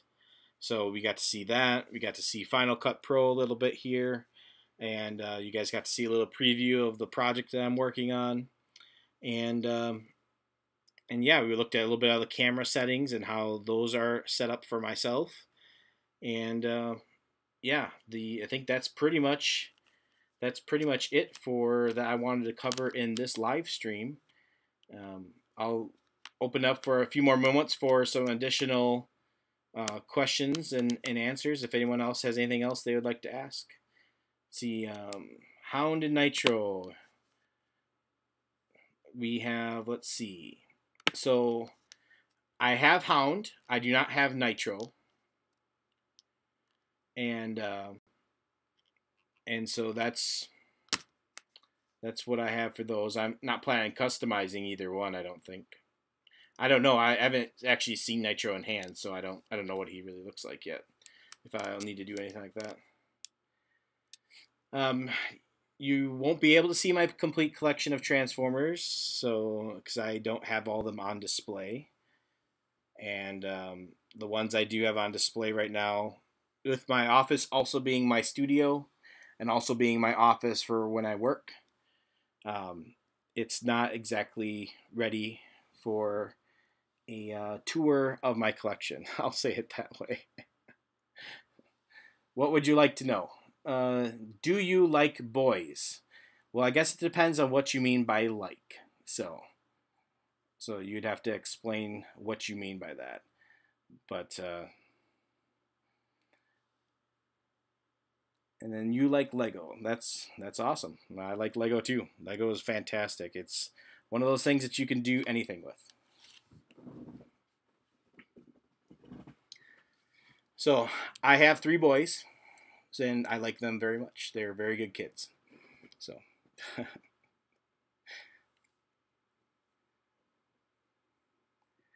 I'll say that I'm in my 30s. We'll say it that way.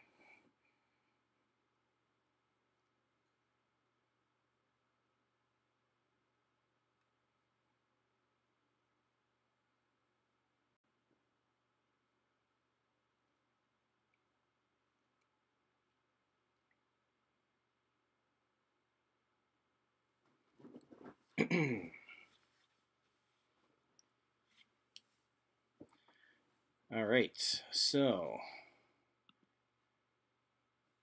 I think we are winding down.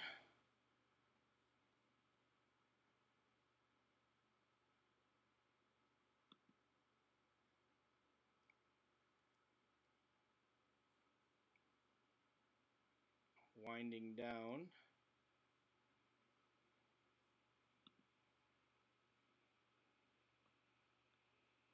Yeah, I agree. Lego minifigs do scale well with Transformers, especially the Masterpiece scale.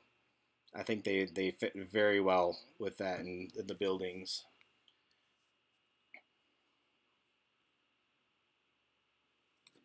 Yeah, I agree. Lego minifigs do scale well with Transformers, especially the Masterpiece scale. I think they fit very well with that in the buildings.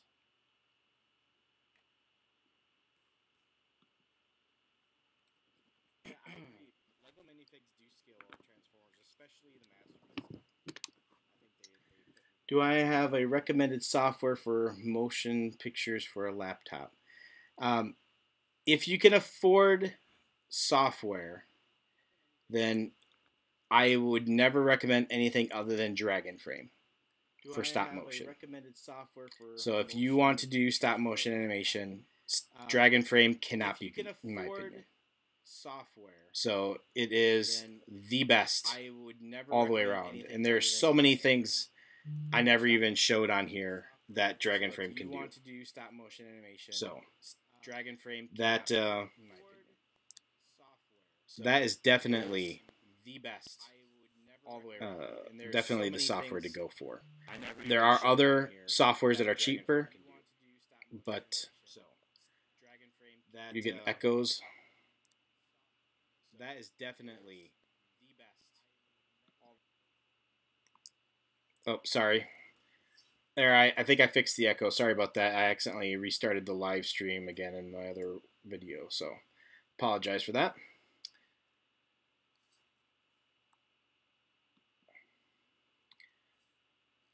Yeah, I'd say you're a little late to the party here. We pretty much ran through everything, but I believe you can go back and watch the last couple hours if you want to see everything that we went through. Dragon Frame has crashed on me a few times, but yeah, it's not too terrible.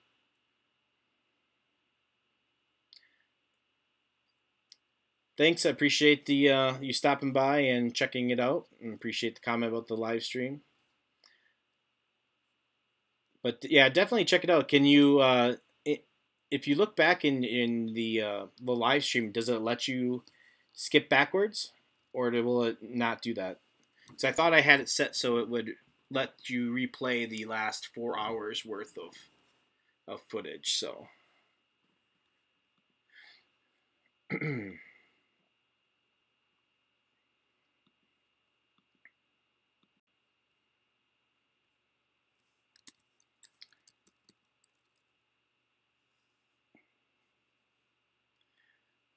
All right, let me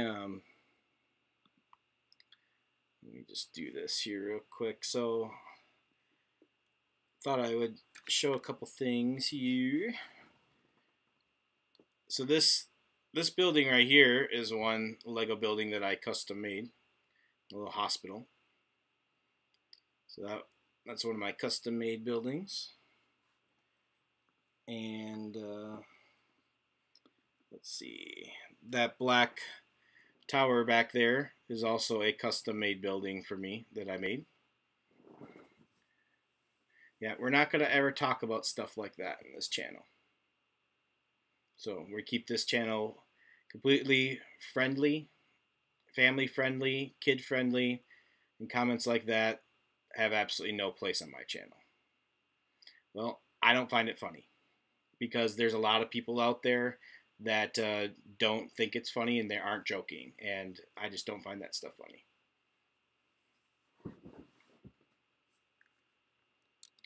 But yeah, so those are some of the buildings that I customized, which was pretty cool.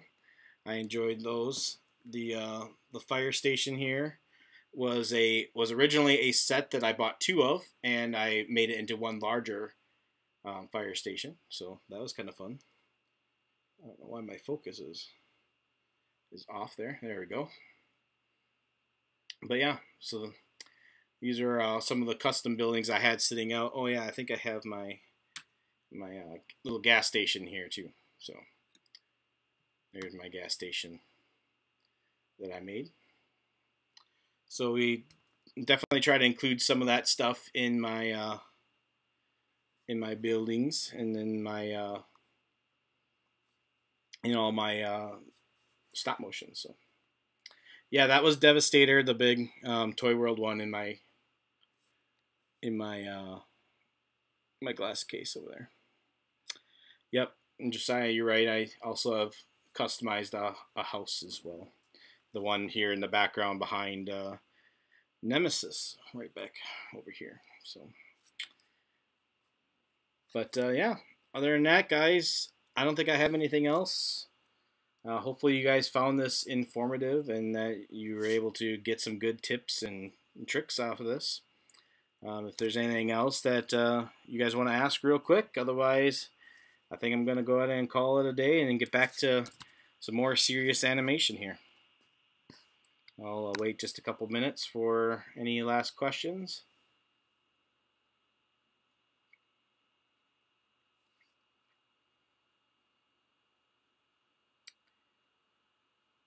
Yes, I have all 5 of the Dinobots. I have the Masterpiece one and the Fans Toy version of Grimlock. So yes, they will be in the Vector Sigma series, probably volume 5 or 6, I believe is what they're slated for.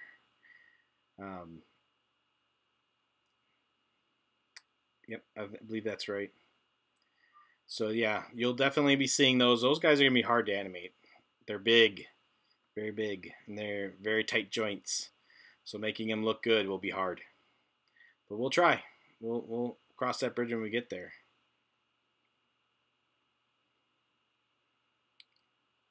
I guess so, yeah.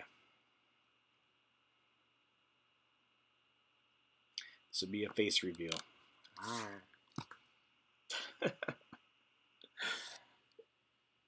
Oh. And this is why I keep this face behind the camera.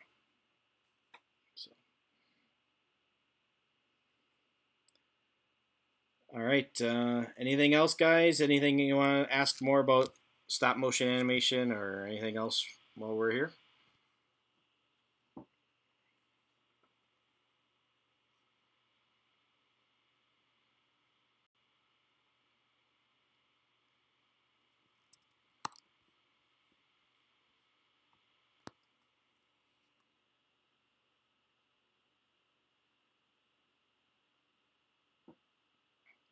Well, if you were at the beginning of my stream, I was on at the beginning of the stream as well.